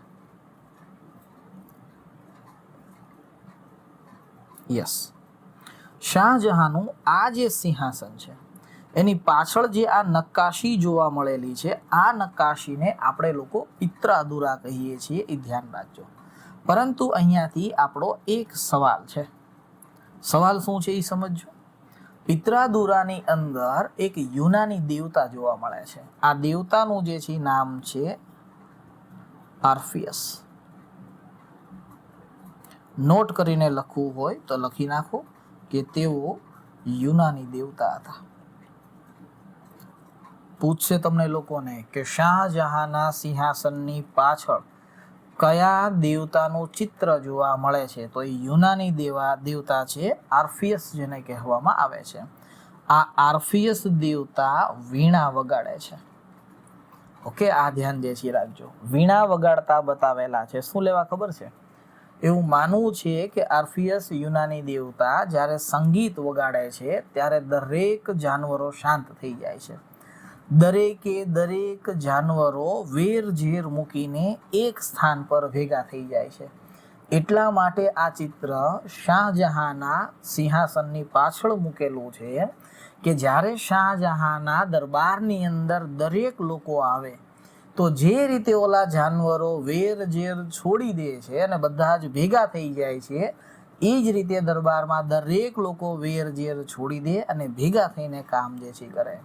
આ ચિત્ર અને આ વ્યવસ્થા શાસકની ન્યાય અને સદભાવનાના સિદ્ધાંતને લોકો સુધી રજૂ જે છે કરે છે. એટલા માટે આ ચિત્ર જે છે દોરવામાં આવ્યા છે. ધ્યાન જે છે રાખજો. ઓકે, હવે થોડાક આગળ જે છે વધીએ. બાગ અને મકબરાની અંદર, કિલ્લાની અંદર લાસ્ટ જે છે વાત કરીએ. હવે એ કિલ્લાની વાત કરીએ લાલ કિલ્લાની. ઓકે, અથવા તો નગરની જે છે વાત કરીએ, જેને આપણે લોકો શાહજહાનાબાદ કહીએ છીએ. કિલ્લાને જોઈને જ ભણીએ એ વધારે જે છે સારું રહેશે. શાહજહાનાબાદને જેવો જરા,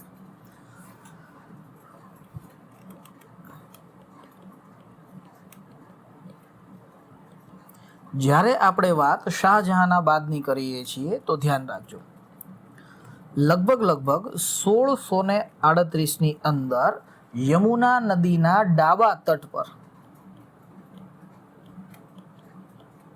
ઓકે, યમુના નદીના ડાબા તટ પર 7મી દિલ્હીના રૂપમાં શાહજહાનાબાદ નગરની સ્થાપના કરવામાં આવી.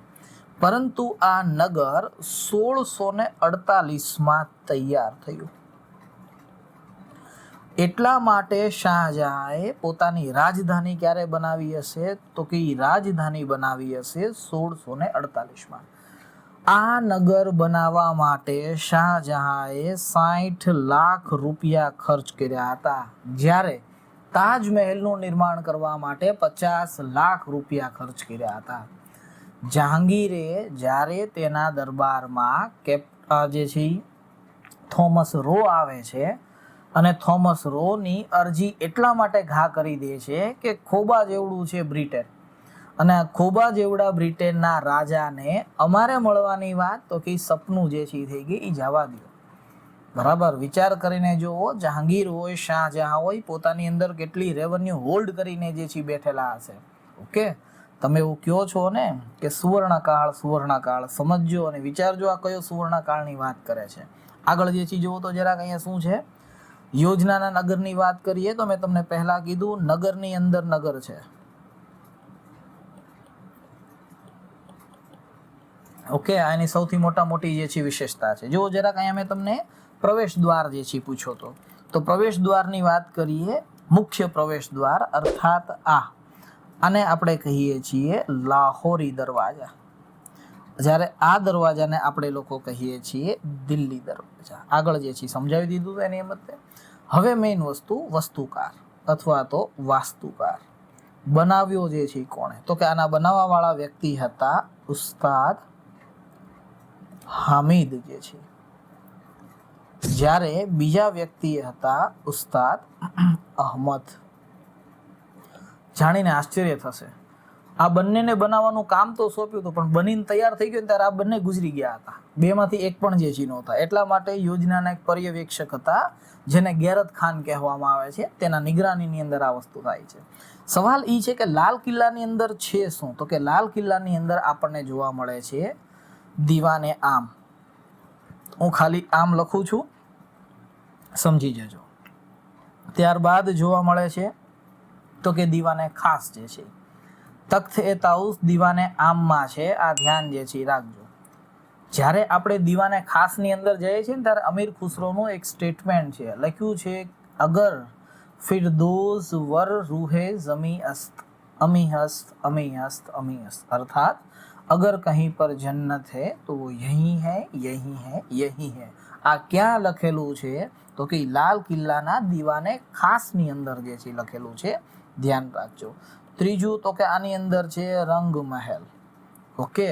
ચોથું આની અંદર જે છે જફર મહેલ, બહાદુર શાહ જફર જ્યાં રહેતો હતો ત્યાં.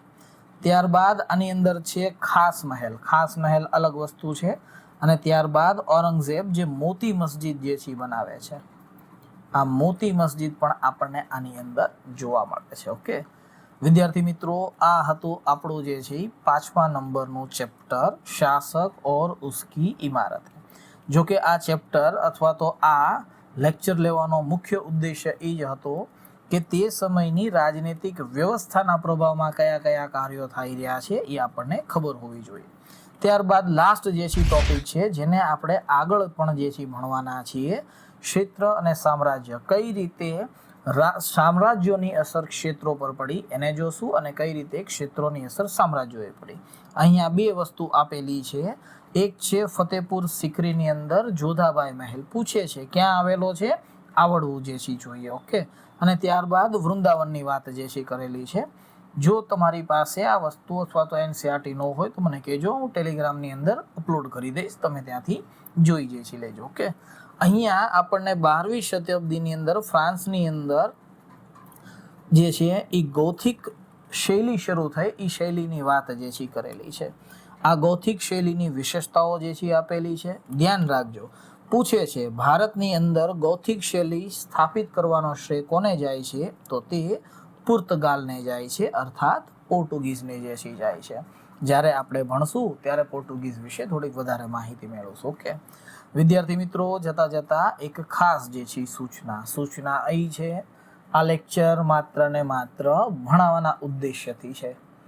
કોઈ પણ વ્યક્તિની ધાર્મિક સામાજિક કોઈ પણ ભાવનાને ઠેસ પહોંચાડવાની નથી. ઓકે વિદ્યાર્થી મિત્રો, આજ અહીંયા સુધી જે છે પહોંચી ગયા છો તો તમને લોકોને આપણી લાસ્ટ ટેગલાઇન ખબર છે. ઓકે લાઈક કરો, શેર કરો તથા સબસ્ક્રાઇબ કરો. મને એમ હતું કે હવે પછીનો જે વિડીયો અપલોડ થયો છે અકબરવાળો અથવા તો મુગલ સામ્રાજ્યવાળો 1000 સબસ્ક્રાઈબર થઈ જશે, પરંતુ તમે લોકોએ મને થોડુંક નિરાશ જે છે કર્યો છે. આઈ હોપ આ નિરાશા બીજી વાર ન જોવા મળે એવી આશા સાથે અહીંયા સુધી રાખીએ. Thank you very much.